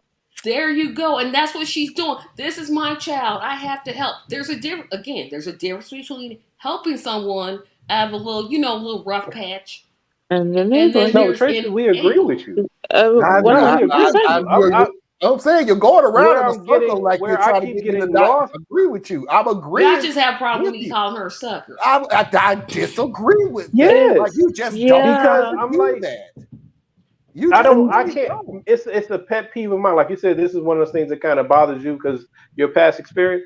This is one of the things that kind of gets at me because I'm like, people always want to pretend like we're in some alternate dimension. I don't care what she should have done up till now. Like we can say it, yeah, you should have raised them better. You should have done better co-parenting. You should have selected better with the guy you laid down with. You should have not you shouldn't have gone to the club and drank that drink and turned your back on it. You should have not, turned your back should have. But we are where we are. That's true. I agree with that. This is the situation that we're in. Now, what options do we pursue to come out? And if we lead with like just completely trashing the person for being too soft-hearted, how does that person get out of that? Because what I see for her is you're going to lose your husband. Yeah, that's what she's on her way to. And I have a different take on it, Theus. I have a different take on it because I clearly asked you, Tracy, you calling a sucker is for you, not for them, and you agreed. I do agree. Okay, so you're really not helping them. You're just trying to make yourself feel better. I'm not trying to make myself feel better. I'm calling the situation where she's trying to make them feel worse. She ain't trying to make herself feel better. Ain't nothing wrong with Tracy. I'm not trying to make them feel worse. I'm just calling the situation the way I see it. Okay. If I act stupid, you should be like, Tracy, you acting stupid. Yeah, it might hurt, but guess what? Right. I may not act stupid. I guess. I just think there's a way that you do things, and it there is a way you do. I'm not and disagreeing with you. it reflects on a lot of stuff. Yeah, that's all. I ain't where I'd be, but I'm trying. But still, I'm like, that's what I see. I see a woman that enjoys her child using her and pumping her out of everything she has, and it's gonna cost her her marriage if she ain't careful. You're saying she enjoys it. That's an interesting take too. And she did. She stop it. She'd be like, "Nah." Really? That's like saying that a person who's got any type of a issue, if they're overweight or they got whatever, it's because they enjoy the consequences of the things that they enjoy. No, you make it. That's a false equivalency. It's a fair equivalency. She loves her son, and the consequence of not loving her son appropriately is this jacked up situation that she's in. I love food, and the consequence of me not handling the food appropriately is me being overweight. So I must enjoy being overweight. That math don't math, right? It's the addiction. That argument would help if you the wasn't problem. wearing a Cheetos T-shirt, though. So I don't know where you're going with And the funny thing is, I don't even like Cheetos. I don't like any type of Cheeto. Really? Because it gets on your fingers and it tastes disgusting. Is and it it's a comfy that weird shirt? texture. I love the cheese puffs. I can't eat no Cheetos, man. But he got a real cool mascot. No, he done. That thing is. I like Chester. He's smooth. Chester smooth. Literally, he reminds me of Sugar Smacks there. The commercial said Chester is cool. That's not. He's creeping around kids now. I'm like, look at the commercial. So look was at the new Superman. ones. Superman was not. He was trapped in a Ronald cage. McDonald. I ain't gonna make no argument on that one. Well, Ronald, he was always a little suspect. I'm just gonna be honest with you, dog. Those shoes, big, floppy, and then you automatically suspect because you a clown. You know what I'm saying? Like, I don't like clowns. Sorry. I did. Hey, you could be like my sister who's scared of them. Yeah, it's interesting that so many people have that particular fear. Scary. I'm sorry. I'm gonna move on, but I just have to say this. I'm sorry. I can't. I just can't be scared of clowns. I don't take you seriously. I even tried to look at the movie It, where they literally went out of the way to make the clown the psycho killing it, and I just can't do it. I be killed the first scene because I'm laughing my head off that this fool was trying to run up on me. I'm sorry. I just can't do it. Just go to YouTube and type people running from clowns. I mean, they literally are scared. Killer Clowns from Outer Space, cinematic classic. Loved it. That was a fun movie. The green pie weapon, that was hilarious. Anyway. Good old classics. Mafia video of the week.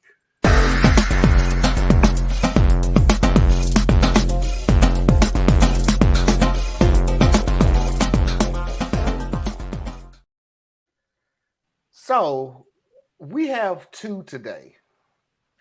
The reason we have two today is the real reason why I said Tracy has been suspended from ever telling anybody that they can have telling me this is the Mafia video of the week, and if it is, I'm walking. Well, honey, put your shoes on, because I'm not doing you for the rest of this year. Because literally, the one yesterday was good. Now I'm going to show you the second video that Tracy sent me. And then I'm going to show you the freaking rabbit hole that this woman put on my algorithm on YouTube. So here's the video she wants to do. Now, here's my thing. I want somebody to look at this video, and I want somebody to tell me what the living hell was the last guy saying.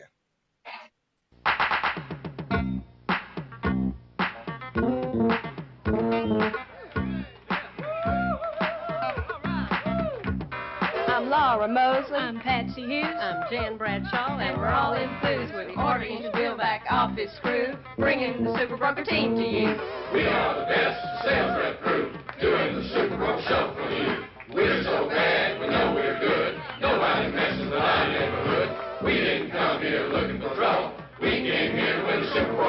Larry Tanner, I'm here to say, if you listen to me, I'll talk all day.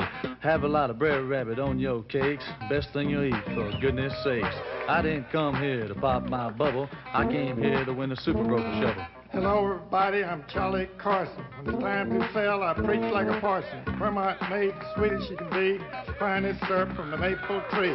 I didn't come here to stand in a huddle. I came here to win the Super Broker Shuffle. Call me Niles Lander, say I'm married out of touch. When it comes to selling, call me Mr. Clutch. Grey Poupon is full of spice. Spread it on a sandwich, it tastes so nice. I didn't come here to drop my duffel. I came here to win the Super Broker Shuffle. We are the best sales rep crew, doing the Super Broker Shuffle for you. We're so bad, we know we're good. Nobody messes with our neighborhood. We didn't come here looking for trouble. We came here to win the Super Broker Shuffle.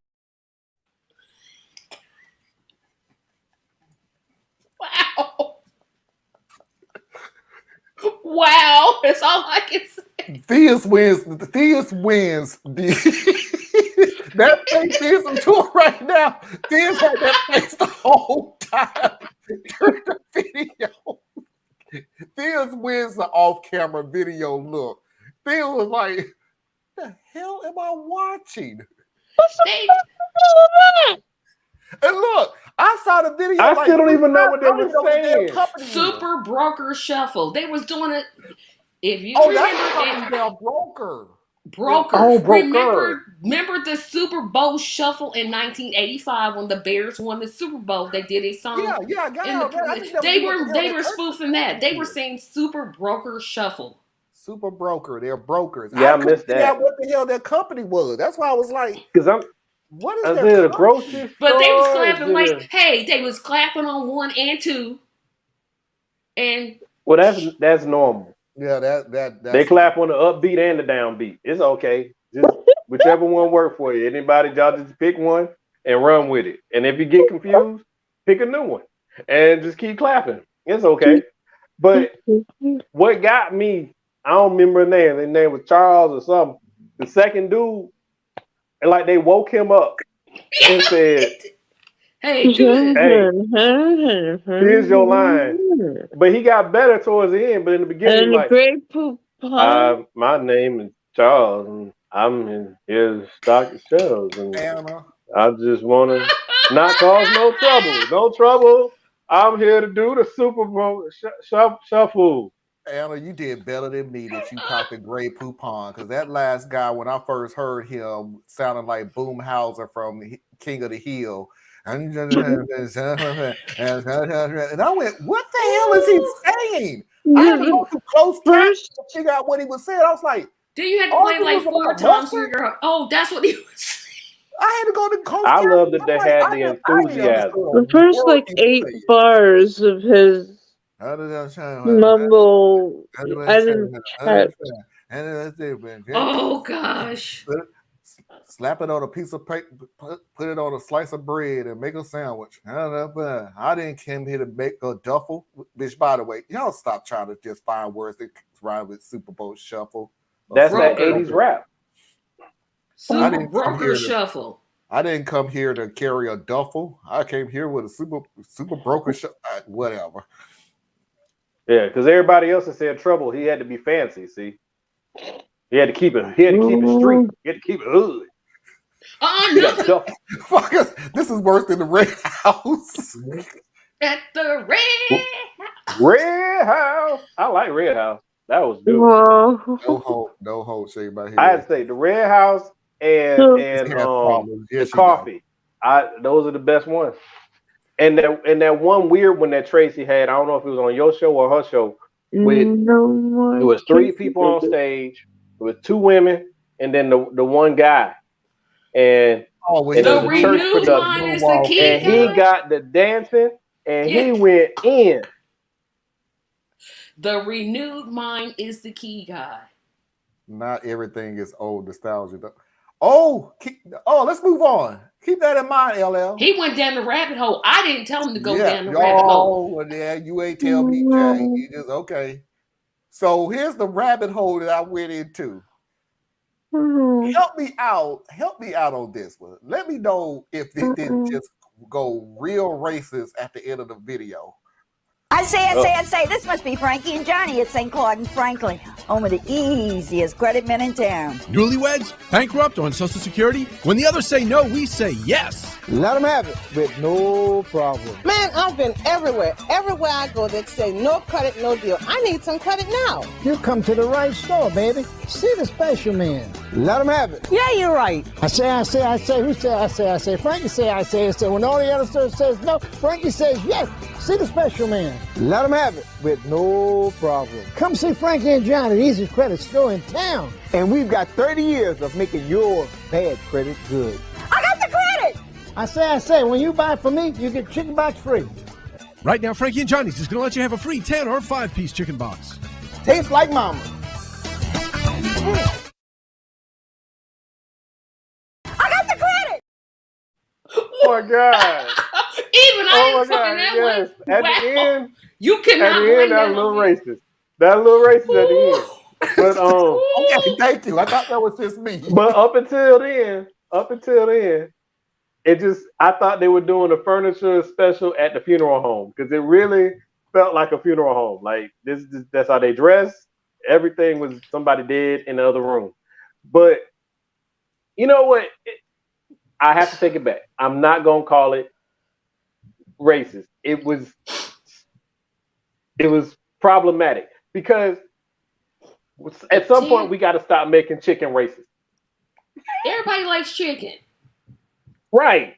Now, the way he did that big gumbo eating grin that he went with, now that was a little bit of a problem. So it was, wow, you cannot blame this one on me. I thought the little dude, I thought that was a woman that was dressed up like a dude. Nope, that was a man. He was built like a woman, like an old woman. Parker, I forgot you so young. Why does the phone number not have an area code? I want to know where this place is at. Is this place still in business? In small towns, they don't use area codes. Right. Because everybody has the same area code. You just... Oh, I didn't think that. I was just thinking seriously. It's a local commercial, and back then we didn't use area code. No, even now. Right. So if once you get outside of metropolitan areas, there's like one area code for huge expanses of land. So like almost all of South Georgia is area code 229. So when you live down there, you don't really use the area code unless you're talking cell phones, because sometimes, people went to Atlanta and got their cell phone, but they just give out the last 7 digits. And I'd be like, I need the first 3. You from out of town? Yes, I am. I am from. If you get along with us, we'll give you 5 pieces of chicken. Yeah, or 10. It was 5 or 10. Now, don't blame this on me. You the one went down the rabbit hole. That is true. And one weird video does not change your algorithm. So it did. It really did. Somebody went to clicking. Sure did. I say. He said. Well, actually, somebody went looking at train wrecks. No, that I have to back Marlon up. One time, I forget what it was, but one look, I was in conservative hell for 3-4 days. Yeah. Hey, sometimes they try to force you in there. Like I purposely do not watch conservative media because it makes my brain hurt. And every once in a while, the algorithm will just slide one in there. It just like, how you get in here? All I want to know is they are the crew at the grocery store. They're doing the Super Broker Shuffle. I ain't here to cause no trouble. I'm here. Super Bowl. Hey, you did not have to click on it. The first video I'll give you, I did say kerfluffle. If you didn't show this, I would walk. With Grey Poupon. Because the Red House was just special. It was special, all right. The Red House was a wonderful video because it showed the unity and brotherhood across races. That's Black what we need. people, white people, and Hispanic people, and Real or nah? No more of Tracy. No, good God, no. And The whole year. No, we're done. Real or nah?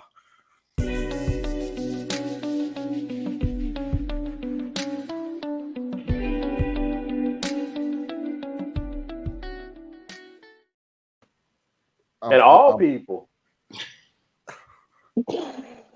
You held that long just to say that, didn't you? Scorpion. Two-parter here. Holds on to it. Falls into the category of, again, like some of the stories that I put on here. If it's not real, if it's real, or is it me hoping that it's not real? This falls into a very good place of fourth place of worst person of the year.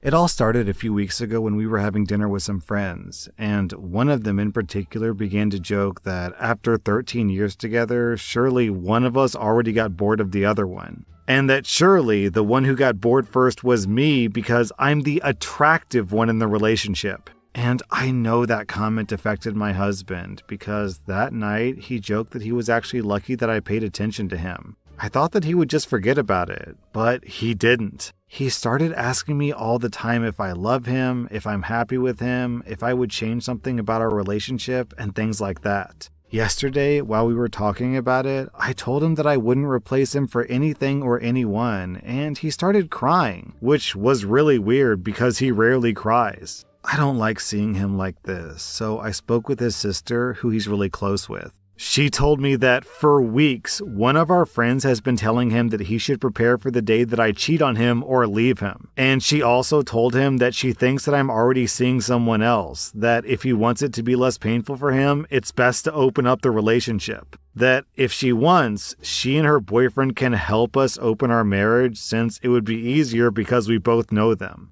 And this will help us because we'll be able to experiment with more people and I won't get bored of him and he'll also be able to have fun with her. Like the lifelong friends that they are. According to my husband's sister, he hates this idea. But if that's what I want to do, then he'll let me experiment with more people. To be honest, I hate everything that has to do with open relationships. If you like it, great, but it's not my thing. I thought that I was always clear about that with him. That's why I don't even understand why his friend said that. His friend does have an open relationship, but she was never one of those people who wants everyone else to be like her. She's always respected us, so I don't know what happened. How can I make him understand that she lied about me because she probably just wants to sleep with him?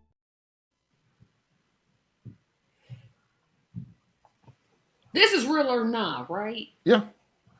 Real. So Anna's right out the gate with it. So Anna's saying yes. Tracy, you saying yes?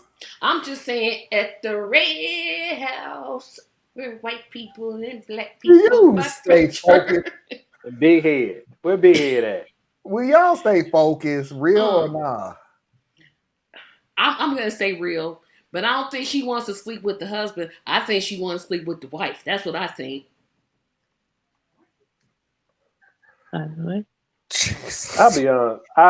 Real talk. No, I mean, I think Tracy's right. I think the friend was trying to manipulate them or maneuver them into the situation because that's what they just want anyway. But one, I don't even care. Two, for him and her, I think that this is one of those times where she really need, and I don't know how she'd be able to do it because I think the damage is already done. He does not feel confident in their relationship, and there's nothing really that she's going to be able to say that will fix it for him because he's already started to emotionally prepare himself for losing her. And he's grasping at straws of desperation to keep her. So he's going to become very pliant, right? He's not going to want to do anything that upsets her. He's never going to want to tell her no. He's going to let her get away with anything, say anything, because he's afraid of losing that relationship, even though by making those concessions, you've lost the relationship. But something in their history has never sat right for him, and he has now been triggered. So they really need some intervention. And the intervention ain't gonna be, playing who hide the salami, right? That's not gonna be the intervention you're looking for. You need to actually go and sit on the couch and have some conversation. But yeah, that's what I got from it. I mean, the whole open relationship thing. Sorry, Anna. I think open relationships is bullshit anyway. But that's because it's not my world, right? So, because I'm like, either we in a relationship or we not. So that's how I flow. Kind of like how this person was saying in the story. But that's really irrelevant to all of this. The only thing that's relevant is the relationship that's established. One of the two parties is not feeling secure in that relationship. And if they want to fix it, they got to take some steps to fix it. Like I said, she won't end. I would like to talk to. I agree with this 100%.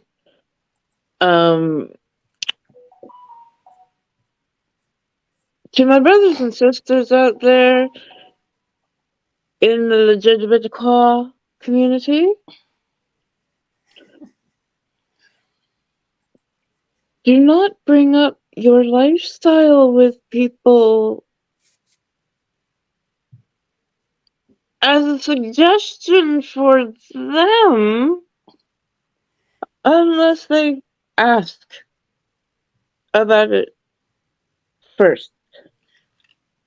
Don't do it.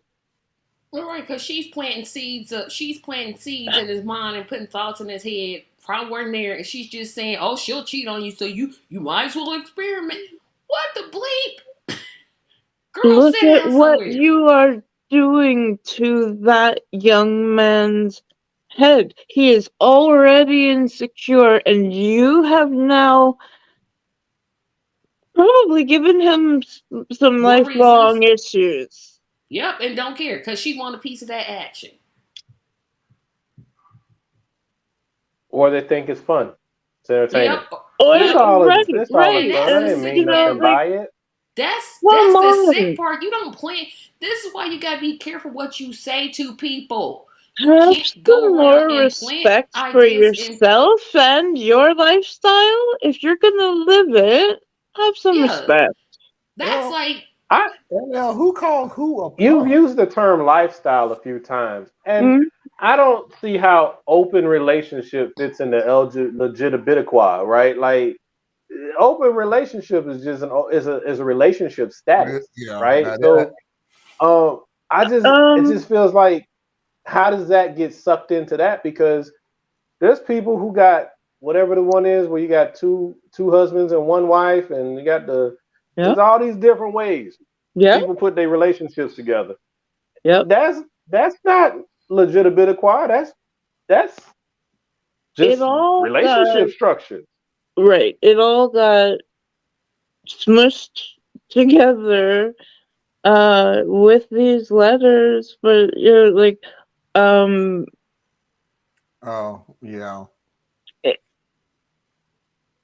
Anything that's when you do not have a traditional, a common relationship, you then turn towards people who also do not have traditional common relationships. You do get a sense of similarity and a like, okay, if I'm doing this with other people who are consenting adults, cool. And for some people, sex is a drug. And no, sex is very much a drug. Yeah, I agree with that. You need to. But for her to sit there and plant those thoughts in his mind, that's a She was sick person. She's a sick person. 1,000% wrong. That I'm was. gonna get what I want, so I'm gonna tell him that she's thinking about you. How did she? Oh no, you cannot do that again. Well, that's what I'm now gonna say. there is Hold on, a everybody. train Hold of on. Hold thought. that thought. Hold that thought. Hold Hmm? that thought. Wait a minute, there's more. It gets worse. Yeah. I ain't gonna lie.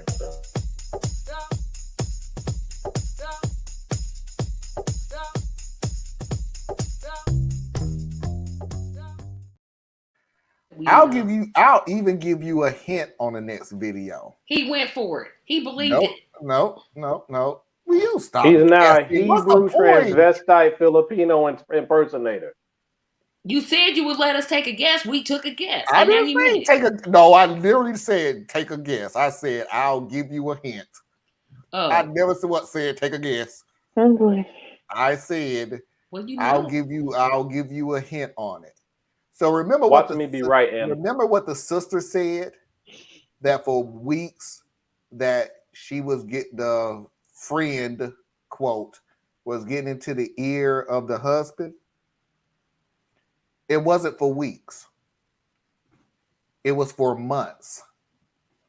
I talked to my husband, and he told me everything that his friend told him. Apparently, she's been telling him for months that he's not attractive enough to keep me for long. That love isn't everything, and that looks are important to everyone, and that people who say they don't care about beauty are lying. That pissed me off so much because for me, my husband is really beautiful and I love him more than anyone in this world. If I didn't think that, then I wouldn't have been with him for 13 years, and she knows that. And the worst part is that my husband believed her because she destroyed his self-esteem with those comments that aren't true just because she wants to manipulate him into sleeping with her. She has 2 boyfriends, or whatever you call them, and one of them apparently knows who I am. He told her that he would like to know if he could have a chance with me. That's why she's been messing with my husband's mind for all these months. At least, that's what she told us when we confronted her. She also admitted that she likes my husband, not romantically, but physically. And that's also why she wanted to convince him to sleep with her, because she's liked him for years. Honestly, I don't understand anything about the world of having 2 or more partners, and I'm not interested in knowing anything either. I just know that I find it disgusting. If you want to have a harem, that's up to you. Personally, I don't want that, and I find it disgusting that they don't understand it. Just respect people who don't want to live like that. Is that too difficult to understand? She apologized many times, but my husband didn't forgive her, and I don't intend to forgive her either. She behaved like an idiot, and it's impossible for her to win back our trust. On the other hand, my husband and I are fine. Of course, we've had a lot of talks about what happened these last few weeks and about our relationship, but we're fine. And that's all that matters to me, that our little family is well for us and our children. Damn, she called her own man ugly. She really did. I thought I was the only one that picked I up was on like, that. damn. When did she call her man ugly? She said that he's beautiful to me. Yeah. She might as well have said he busted in the face. You know what I'm saying? He busted and disgusted, but he mine. And I love him no matter what. Way.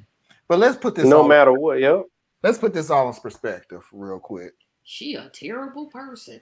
But he know he ugly. You are so terrible to the point of you was trying to kill 2 birds with 1 stone. You was trying to help your friend out to sleep with the wife, and you was trying to do whatever it is to go sleep with the husband. 2 birds with 1 stone. I don't believe. First of all, I would like to recant and say that this is a fake story. Yeah, this is. I don't think it's fake. Unfortunately, I still don't think it's fake. I think this is absolutely real. It gets worse part is what pushed it to fake for me. First part, I could feel you, but then the second part, too many layers. Nah, even with the second part, I'm still saying real. I think there. It's like my friend likes you. I already like him, so let's go ahead. And I happen to have an open relationship, so then let's go ahead and make you think that you should have an open relationship, so that she will then become available for him, even though I have not introduced her to him and got no consent from her that she's even interested in that. But I actually want you. So then let me go ahead and then break you. So then I don't even want you once I can have you. And there's a lot of. I mean, there are messy people. I'm gonna tell you how sick this woman. I'm gonna tell you how sick I'm this saying woman that makes sense because that's some bull. This woman understood that there's another guy that likes the wife. Honestly, Thea, that's a byproduct. She wants the husband. That's the main course. If the byproduct happened, hey, good, you owe me one, whoever you are. But the whole main course was, I want the husband. Not romantically, but physically. Not romantic, but physically. That was it. The friend liking the wife and everything, that's if it happens, it happens. If it don't, it don't. But the main course was, I want your husband. That's it. I want to. And I'm going to do whatever I can to get you. Now, what I was going to say a little bit before though is there is a school of thought that says eventually everyone will betray you. Eventually. So I can see where that can become a brain worm, as they say, where it gets put in your head and it just festers and starts to play with you because people cheat every day, dog, and you don't even know what's happening. So that's how I got to him. And then if he's already ugly and she even know he ugly. So I mean that means he ugly. Okay. So he knows. He's been battling with an identity situation. Who knows how long? And she's taking advantage of it. So it only takes a little nudge. He might be not even that ugly. He just could be homely. But just that nudge, when you've already been battling with identity for most of your adolescent or young adult life, it don't take much. Not romantically, but physically. Aren't those sort of the same thing? No. No, I never had. Parker, it's the difference between attention and affection. Down in its purest form. Romance. We go on dinners. We go on dates. I just put all of it in one big. To the zoo. To we the go movies, on dates. to the You theater. get seen in public. That's romance. That's romantic to get to physical. Physical, you just there for the entanglement. Physical is what time you need me to be over to the house. Here we go. Romance, I like you. Physical, I like your body. Yep, that's pretty much what it is. Because people can be romantically involved and never touch each other because they're not physically attracted to each other, but they're emotionally connected, which sounds like old girl and her homely man. But then you got people. That's what homely. How you gonna tell me to stop calling them homely? You were calling the other girl all day sucker, stupid, calling the son this, that, and the third. I said homely. I still did not get that from. I think he's beautiful. He's a bottle of mayo in a world full of barbecue sauce.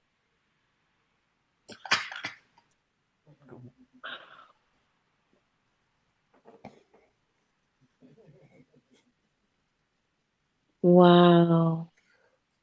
Anna, you gotta admit that was a pretty good one. I get it now. I get it. It took me a while, but I get it. I love you, but I hate you, but I love you. I get it now.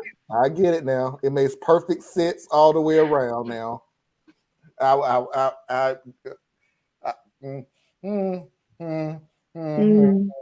Foxy's videos of the week. You son of a bitch.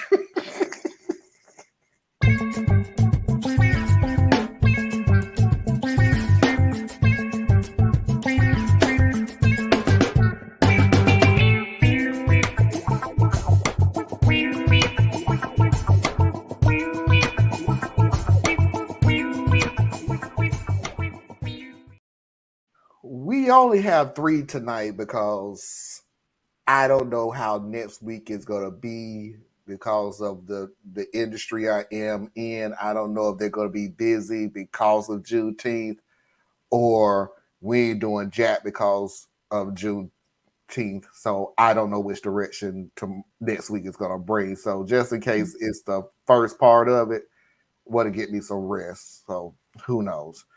So the first one is We discussed this earlier today about conservatives who we don't hold a conversation with because there is no got you question you could get them. They know they're idiots, but they're being paid to be idiots. Here's a brand new idiot. Let me introduce you to Candace Taylor. She's a newly elected district chair for the Republican Party in Georgia. I'm not a scientist because that is a made-up job, but I know that the Earth is flat, okay? Because if the Earth was round, why would maps be flat? They can never answer that, okay? And people want to be like, well, oh, if the Earth is flat, then what about night and day? I don't know. Let me think about it. Maybe because the Earth is double-sided and God flips us over when it's time for us to go to bed and flips us back over when it's time for us to wake up, like I do with my husband. Like, use your brain.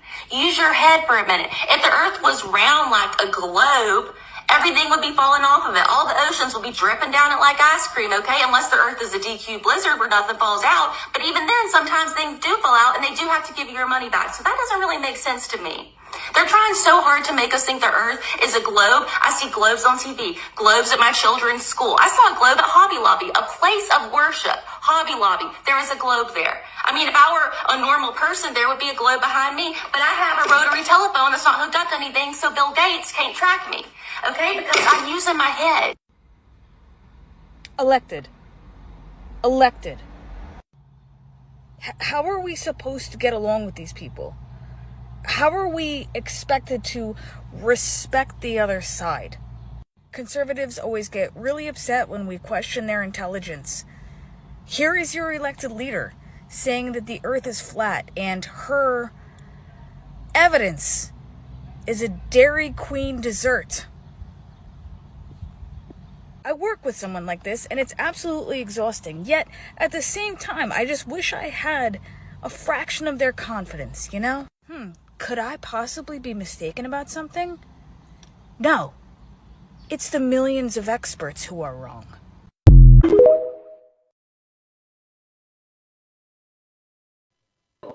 This is absolutely not real. No, I refuse. It is real. That's my state.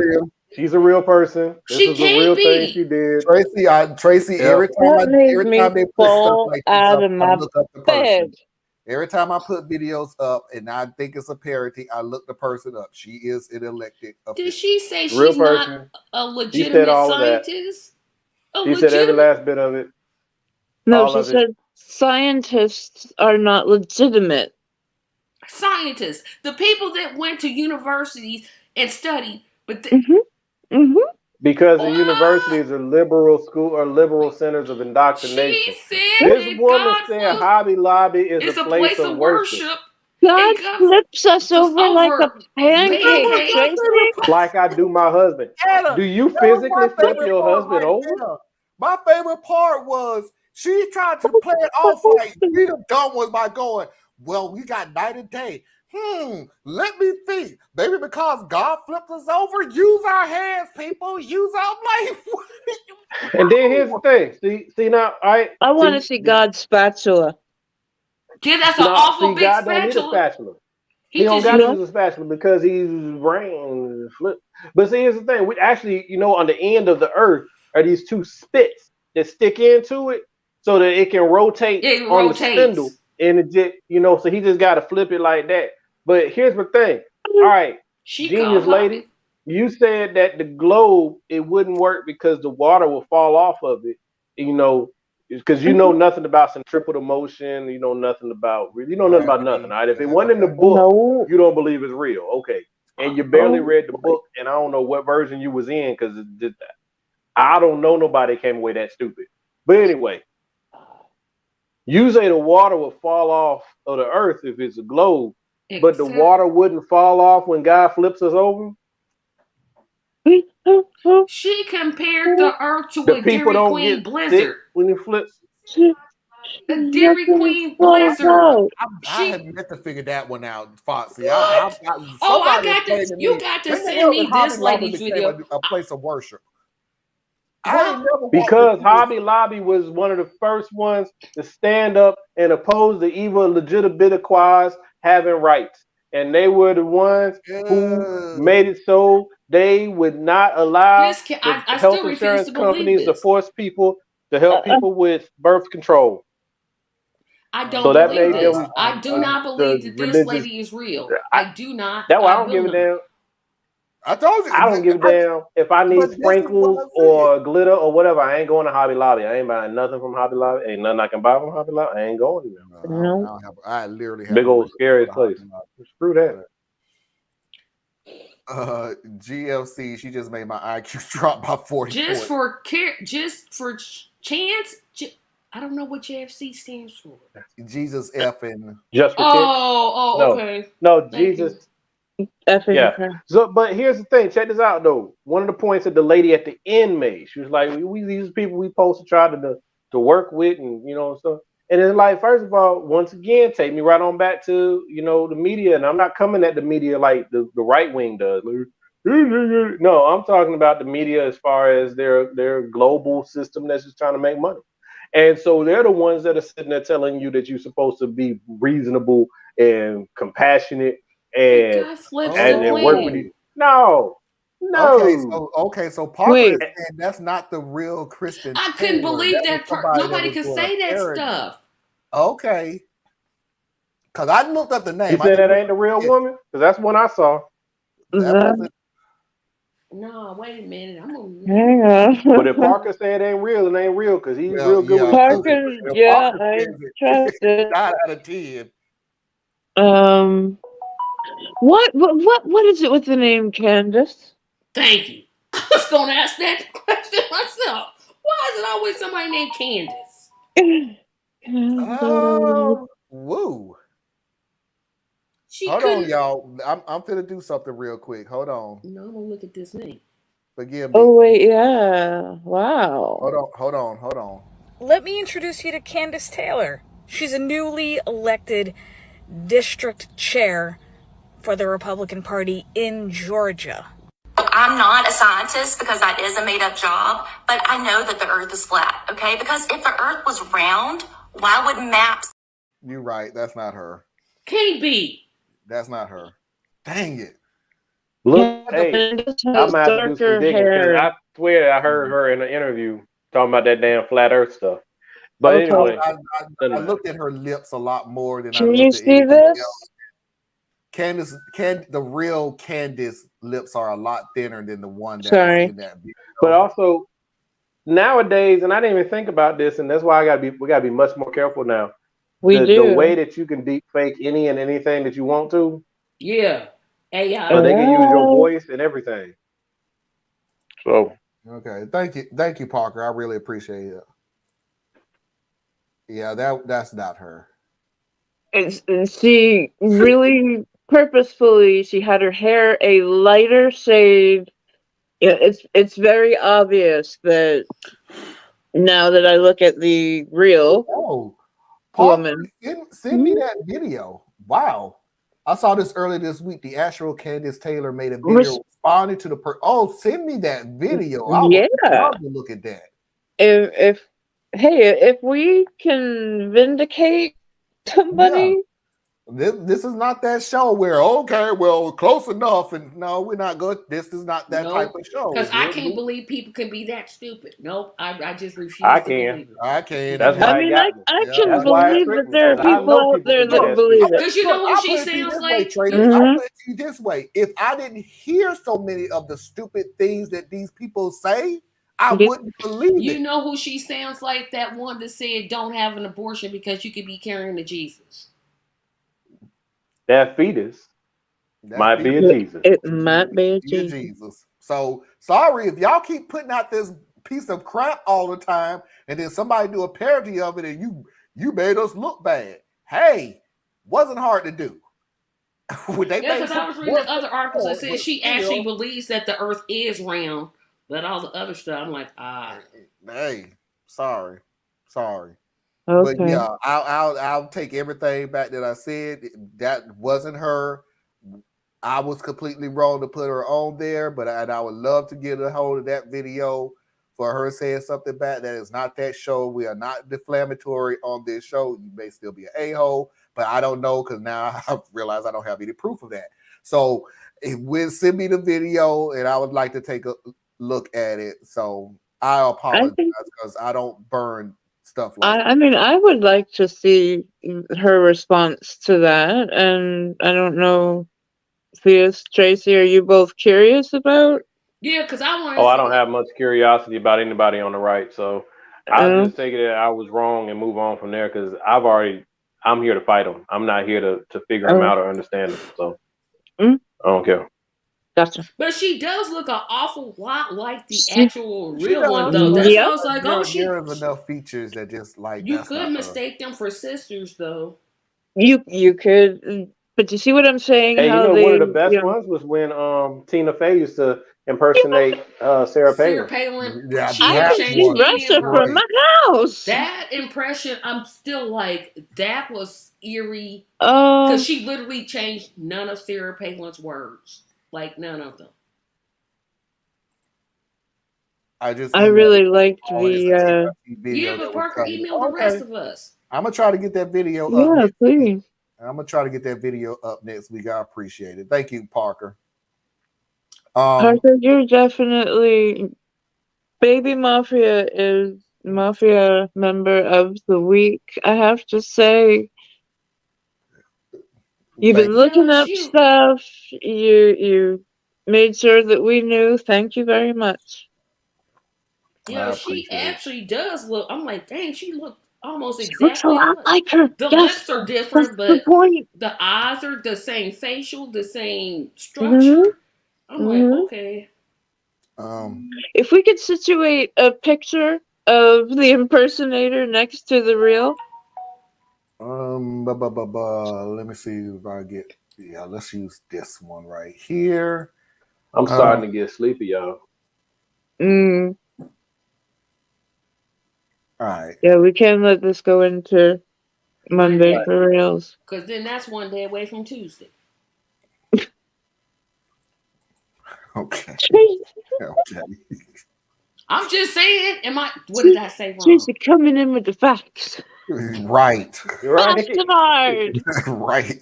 That's the day after Tuesday. You know what happens after that? Wednesday. Be Wednesday before you know it. Woo. Hump day. Whatever. So next video, I'm speaking clearly for myself. I'm not speaking for nobody else. But everything this woman is talking about, yeah, this was my freaking childhood. When y'all are saying that y'all used to drink from the hose, were sinks not an option? For fuck's sake. Who's gonna tell him? You want me to tell him? I'll tell him.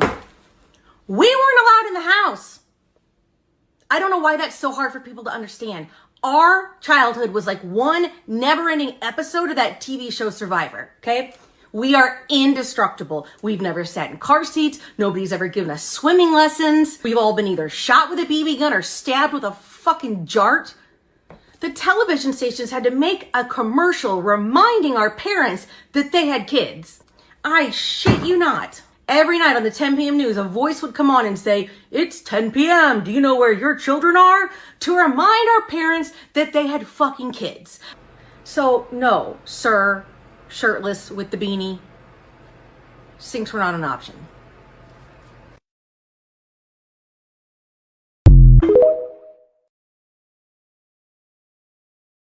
Everybody had a curfew. And if you came in one too many times, you don't get back out. And what was the curfew? That's how it was with me. What was you the did curfew? all your before the lights. You better come home before the lights. I only heard the last part of that. The street lights did not catch you. That was as a kid before the street lights turned on. Yep. Don't let the every Saturday you woke up early so you could watch cartoons. My thing was Cartoon Network Express because they had all the cool cartoons on it, except for GoBots. They suck.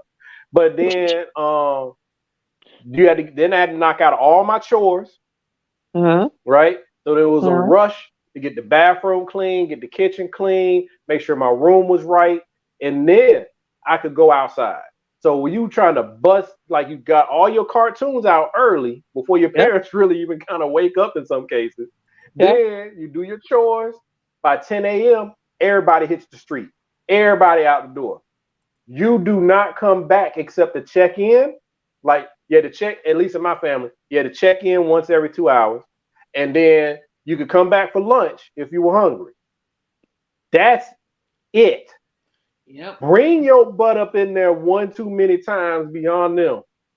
No, just go on to your room. Just go on to your room. You all right? Just go on to your room. We went places and we didn't even tell our parents where we was going. We just got on our bicycles and just sped off. Didn't tell them where we was going. Somebody explain this to me. These kids today, they just don't know. Somebody explain this to me as a child, because even when I grew up and I looked at myself and go, why did I do this? Why did I do this? Why did I do this? Okay, somebody explain this to me as a child. Why the hell do we keep letting that screen door slam? We know it's gonna piss mom off. Why do we let and now you know happening? But what happened in the 90s? In the 90s, they found a way to put them gas shocks on them screen doors. Yep, so it would stop slamming. Yeah. Because us kids in the 80s, I think some of us were coming up missing. Yeah. Oh, and then back then we didn't have social media. So if somebody got kidnapped, you ain't know because they only showed up on a milk carton, right, or on a commercial for 10 seconds at night. And there's maybe. We went over to people's house. Our parents didn't know them. We just went and played video games. What was we thinking? But back then though, your parents did. At least in my case, the parents did know. There were only certain houses you were allowed to go in, so you knew your parents knew one of three places you were gonna be. You're gonna be outside running around or wherever. They don't know exactly where you at. You're just out there. Or you're gonna be at Miss Johnson's house, or you're gonna be at Miss Susan's house. And because those are the only houses you were authorized to go into. Like my mom my mom and dad were like, you can go into this house and you go to that house. You ain't going to nobody else's house. If they going, you not going. And it was just that simple. And I'd be out all day. No, we was going over to people's house, my friend's house. My mother didn't know them people. She knew my friend, but she didn't know my friend's parents. No, my parents knew the houses I was authorized to go into. Those were my friends, first of all. And second of all, they made it a point to know those parents. Here's the deal for me is the same way that we used to go out. I never had that rule that you could go in somebody's house. Why? Because the parents didn't want you in their house either, so I was never going to somebody else's house. That was everybody else. The parents was like, no, I got go to go outside to somebody's house is knocking on the door and standing in the living room going, "You ready to go? Okay, let's go." And the host water, he don't know what he's talking somebody's about. house. He didn't know what he's talking about because hose water, that was the best water to drink. In the house. They sure as hell didn't want no stranger kid coming nice in the house. And cold, right? It was cold and everything. Oh, and then you know what else was good? In the summertime, and it has some minerals. When we're talking about the hose water. When the firefighters would come and open up the hydrants. The hydrant. That never happened where I was at. That never happened in my world. I'm so sorry, guys. Oh, y'all don't know, boy. Y'all missed out. That was I'm so sorry. No, that happened in Indianapolis because they would do it. It would get so hot. That ain't happening in Charlotte. They're like, no, we're gonna just open this up. up. It gets so hot.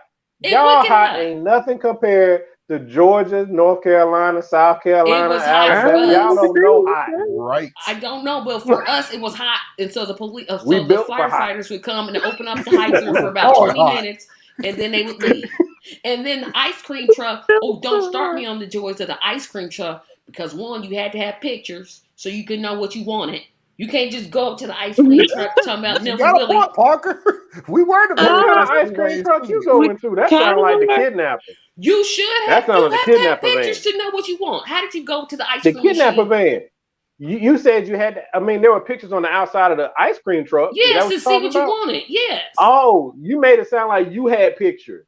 No, I looked at the pictures. So you just going up to a random white van like, "Hey, mister, can I have some ice cream?" Sure, come on in. I had to see the pictures of what they had so I would know. Well, I would always get the same thing anyway.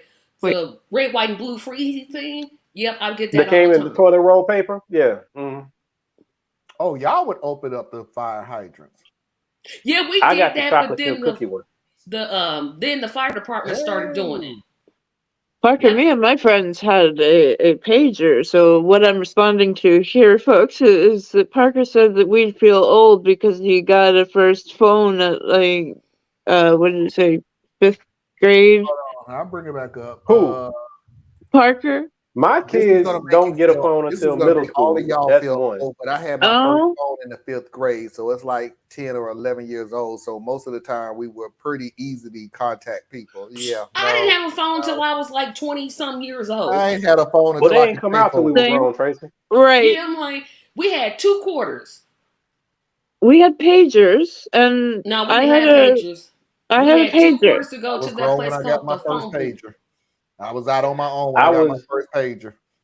I was 17 when I got a pager. I was 15.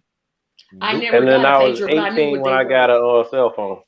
No, I was like I was way in grown. my 20s. I was grown and out of the 23. house, but I got my first 22? pager and my first cell Somewhere phone. around there.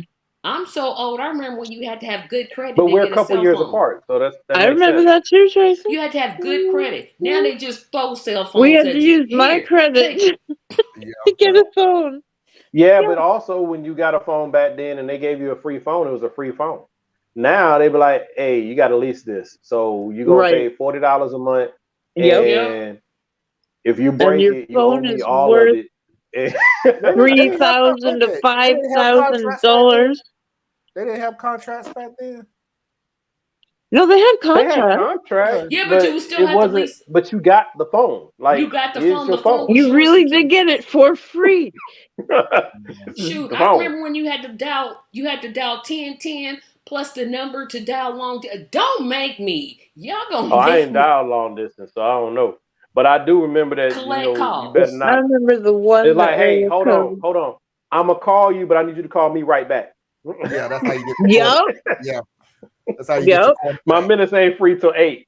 Yeah, don't call me till That after too. 8 o'clock because that's when they free. MCI or MC. And Yeah, text. MCI.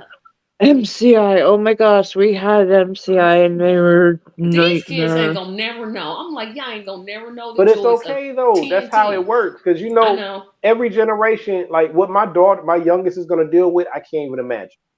Right? Yep. So Right. we had They the will cell say the phones. same thing. Our parents had pay phones. Their parents didn't even have pay phones. So They had them ones you had to take the number and dial. I remember that. yeah, but I was only inside I somebody's remember house. rotary phones. I remember They had rotary party phones. lines where everybody had the same line. Yes. Oh, party lines were so I fun. remember when you. I They remember were. when you finally get I that. never used one of them. And my No? mom went and got that big long cord that could reach from the kitchen all the way into the back of her bedroom. Oh, that's when you were fancy. Was it curly or straight? Yeah. Curly. Yeah, They were but curly. yeah, And they always got tangled up. And don't be fancy. Get the cordless phone.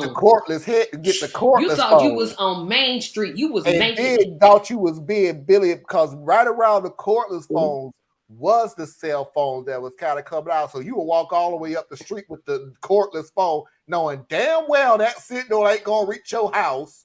So if anybody called, but that ain't what you was doing it for. I can't relate to that one. But I lived on base all my young life, except for a few exceptions. So. Yeah, until you overcharged and you had to go buy another one. At the early part of being a kid, I remember my older brother having to use minutes for the allowed time you can call people, or you can only send X number of text per month. Yep. Yep. Where we were limited on megabits per month. And there was no such thing as data. Don't Sure do wasn't the cloud. Please What's don't the do cloud? that. You know what the cloud was? The thing in the sky. That's what clouds were. That The is things bad? in the sky that kind of go back and forth and back and forth. That's what a cloud was to me. When we were kids, rainbow didn't stand for nothing, and clouds actually was a collection of water moisture in the air. In the sky. That was literally what they were. And And don't call. First time we saw a mobile phone was Zach Morris. Wait a minute. Hold on, late at night. Hold on, don't y'all. call late. We will Hold sit on. there and tell you if I hang up, my mama woke up. Don't call back. Don't call back. Wait a minute, collect calls. Somebody call you collect. Oh my goodness. They can still do that. They call you from the jail. Worried about that because my mom. No, they can't. Phone bill. They can call you. They can still call collect. You can call collect. As far as I know. You can call a cell phone. You have a collect call from blankety blank correctional facility. That was that's a collect call. I did not know that. I thought But collect you calls used to were be able to do a collect call, period. Like you could call from a payphone, hit 0, and a person would pick up the phone. Yep. And then you say dial this number. Connect you. Now that'll make you feel young, Parker. Yes, we had a time when somebody actually was on the other end. Yeah, we an had operator. You don't know about them operators. In your cell. I remember calling a certain number 317-555-1212. I can learn the time and the weather. Boom. If I want to know what time, pick their phone. Like 555-1212. I didn't remember that 317, but I remember that number too. Yeah, it was the area code changed, but it was the same two things. They told you what time it was, and they told you what the temperature was. Yep. Now you just look at your cell phone, be like, oh, okay. Mm-hmm. But all right, y'all, let's go ahead and move on. We're doing pretty good. It's still Sunday. Pretty good, nothing, man. It's 10:30. We got plenty of time. 10:33, but keep it rolling. Okay, so I'm not saying I'm looking forward to going into a gender neutral bathroom. But if I get the bathroom like this, I'm looking forward to going into a gender neutral bathroom. When y'all are saying that y'all used to drink from the hose. No, that's the one we just saw. Wrong one. Where did Marlon go? Yeah, why are we just... Yeah, he left us. You know, I don't understand the whole thing about the gender neutral anyway. You know what? All they had to do first of all, if a woman come in and go into the stall, then go on into the stall. I think you would brave something or other anyway to come into a men's restroom and try to go use a stall anyway. You brave.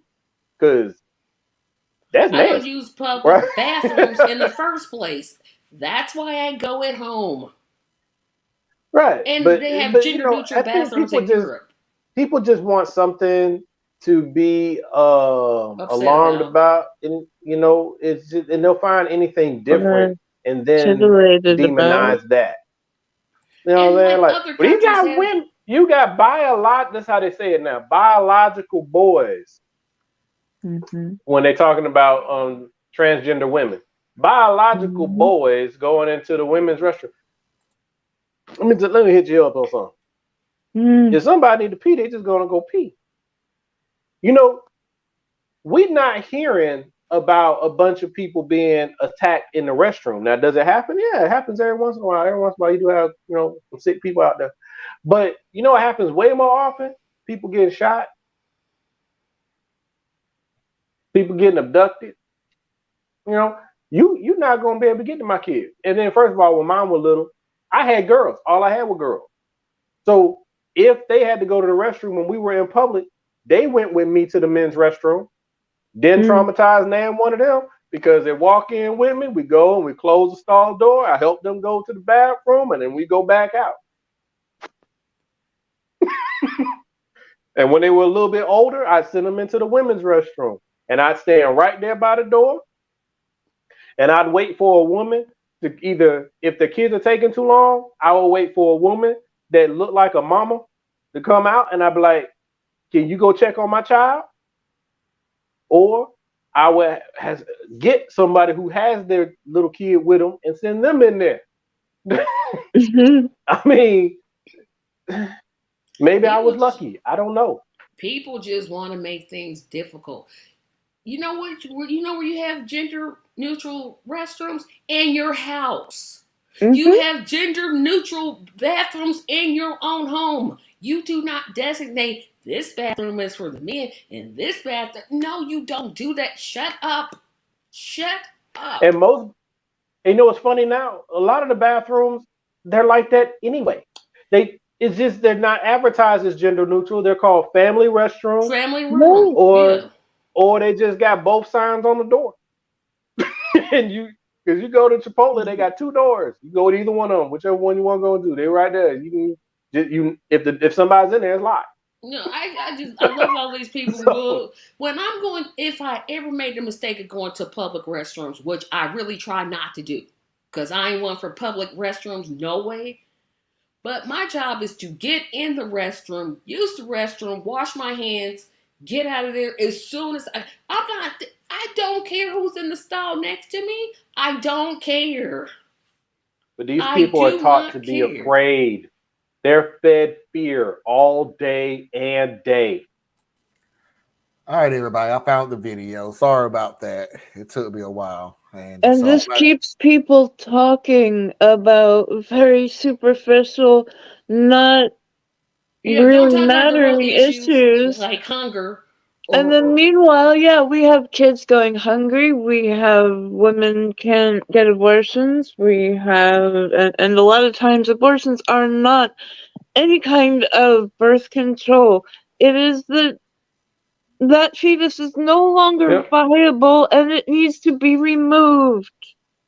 And I think I've said this before, but this is where the left screwed up.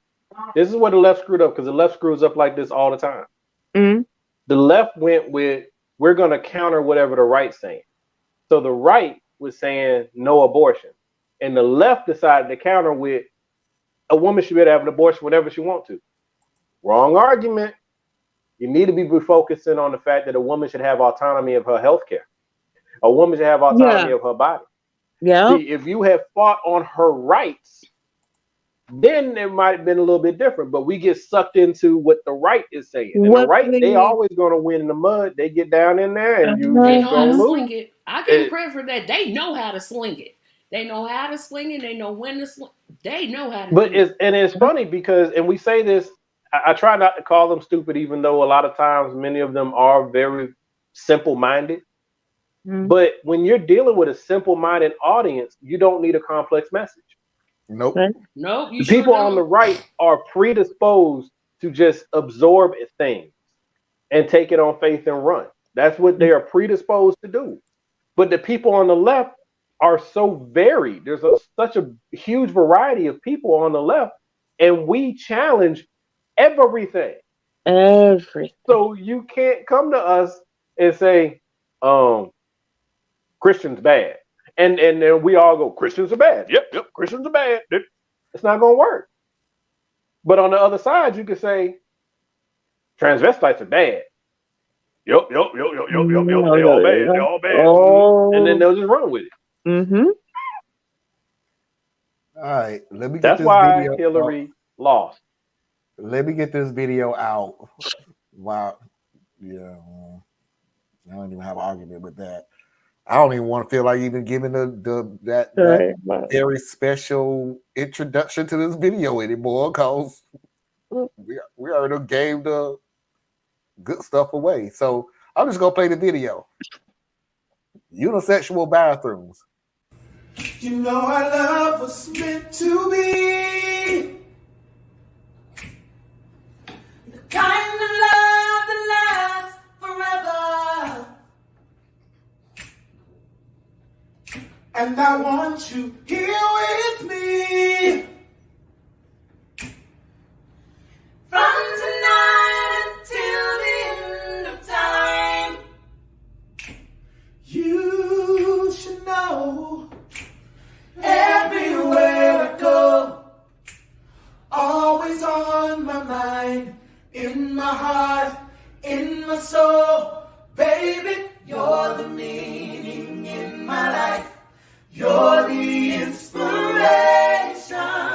You bring feeling to my life. You're the inspiration. Wanna have you near me?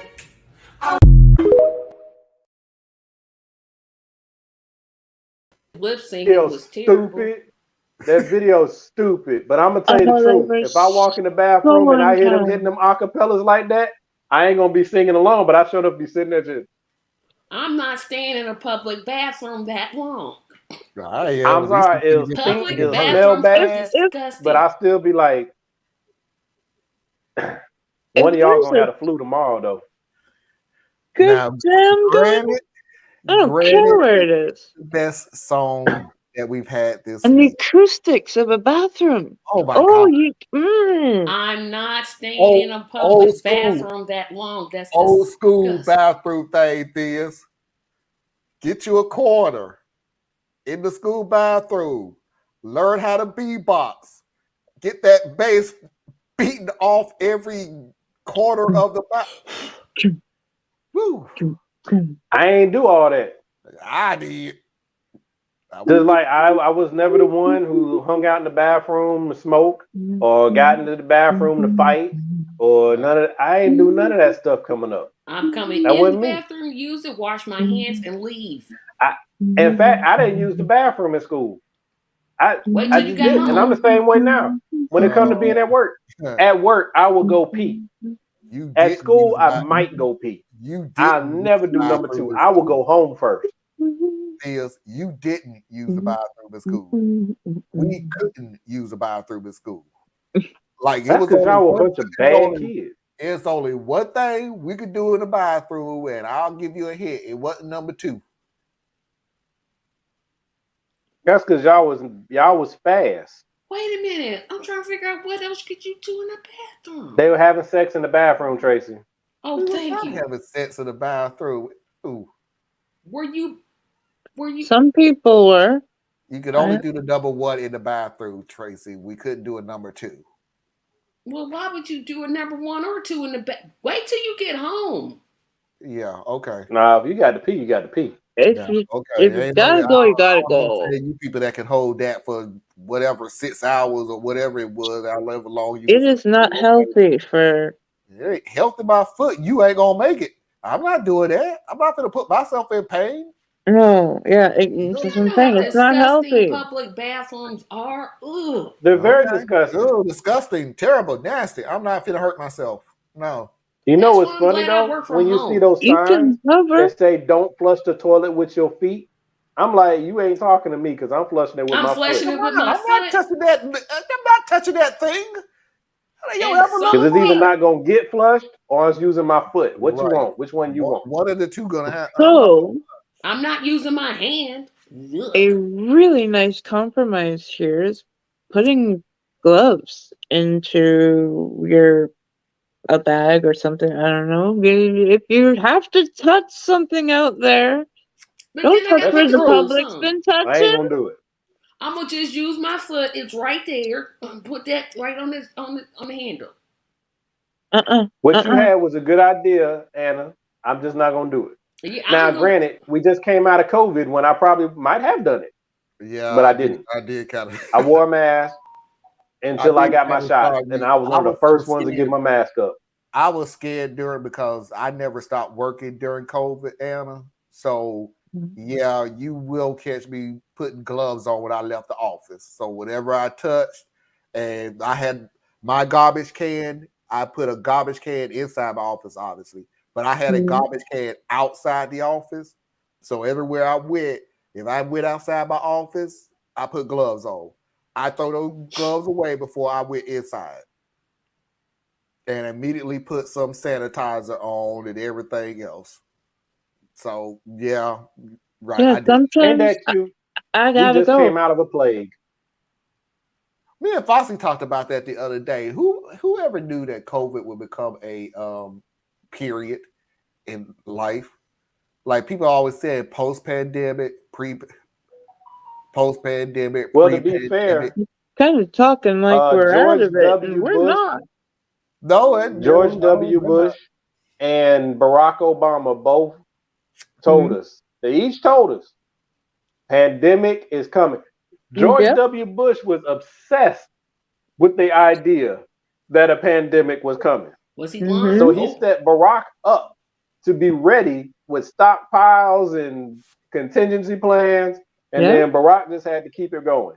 And then came Trump. Drink bleach. We don't need that. Just Just drink get bleach. some sun on you. You put the country in danger while you was in office. You put the country in danger after you got out of office. You a special kind of You're special. still putting.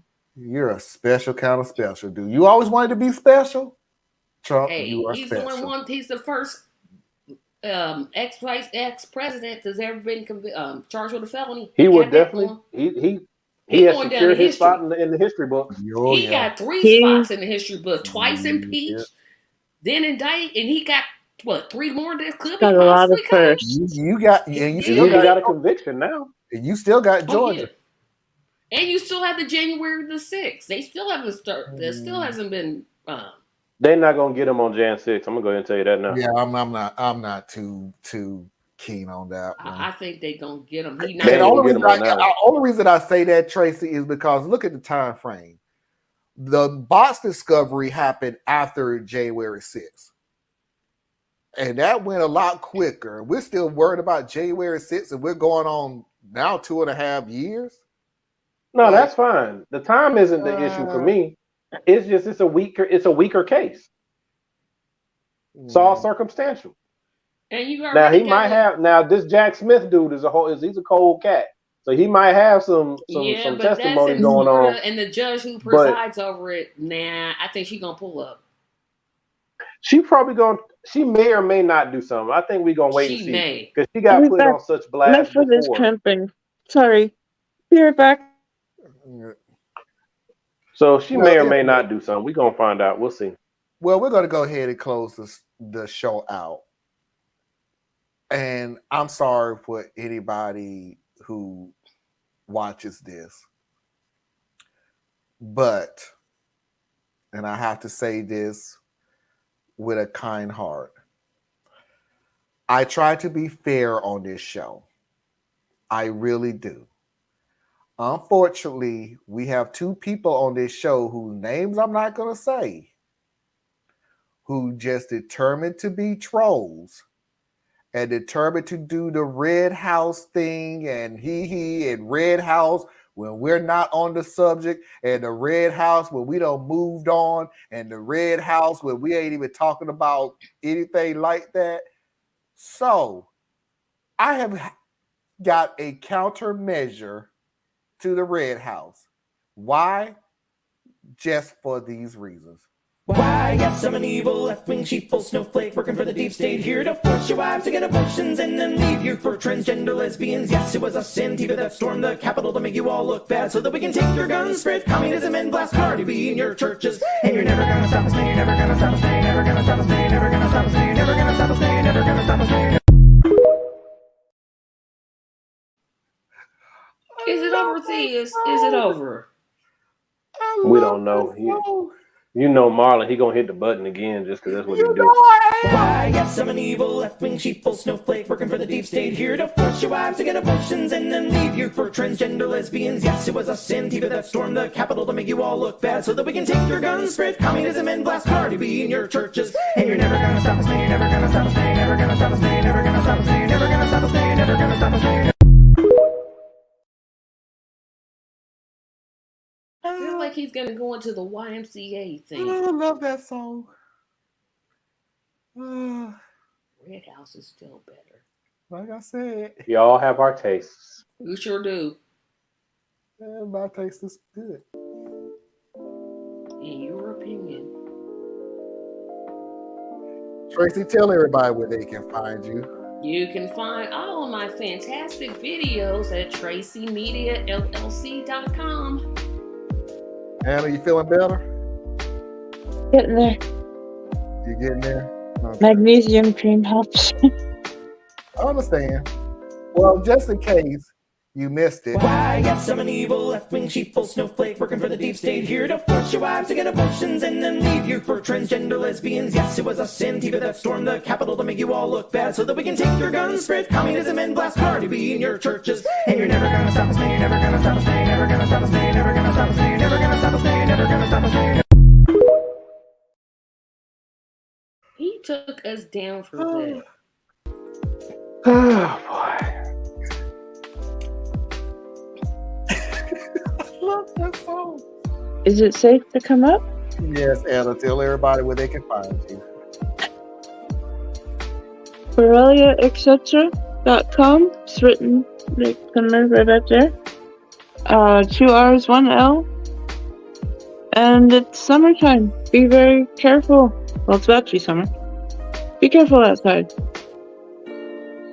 Yes. Yeah, I ain't gonna waste y'all's time telling y'all where to find me. Check this out. But here's the thing, right?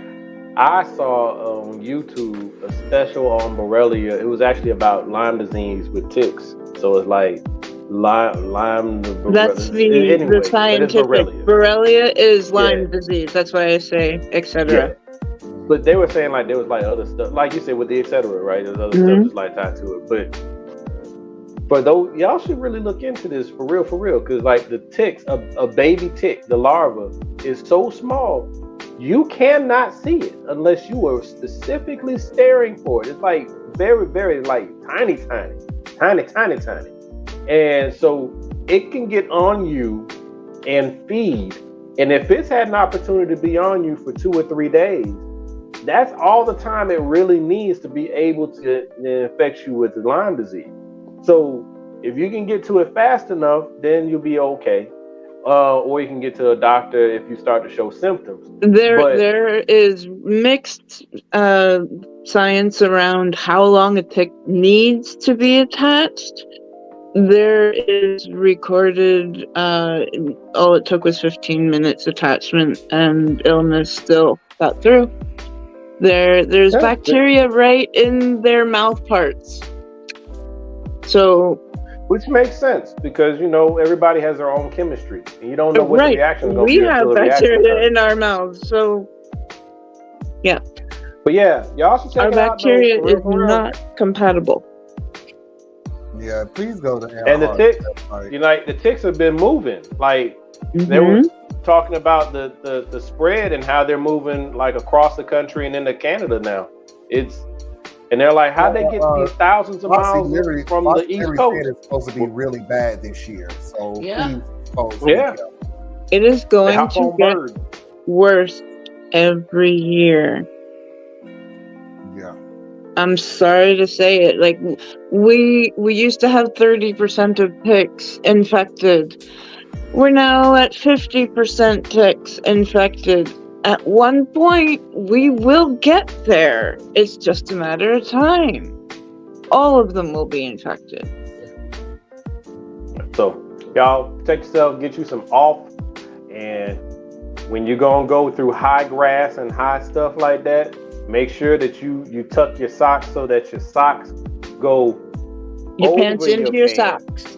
Yeah. Yeah, your pants go into the socks. Yeah. All right. Thank you, Theus. Oh, thank you. Thank you, Theus. Ladies and gentlemen, boys and girls, children of all ages, non-conforming individuals, and of course, I'm assuming you're LGBTQ until you.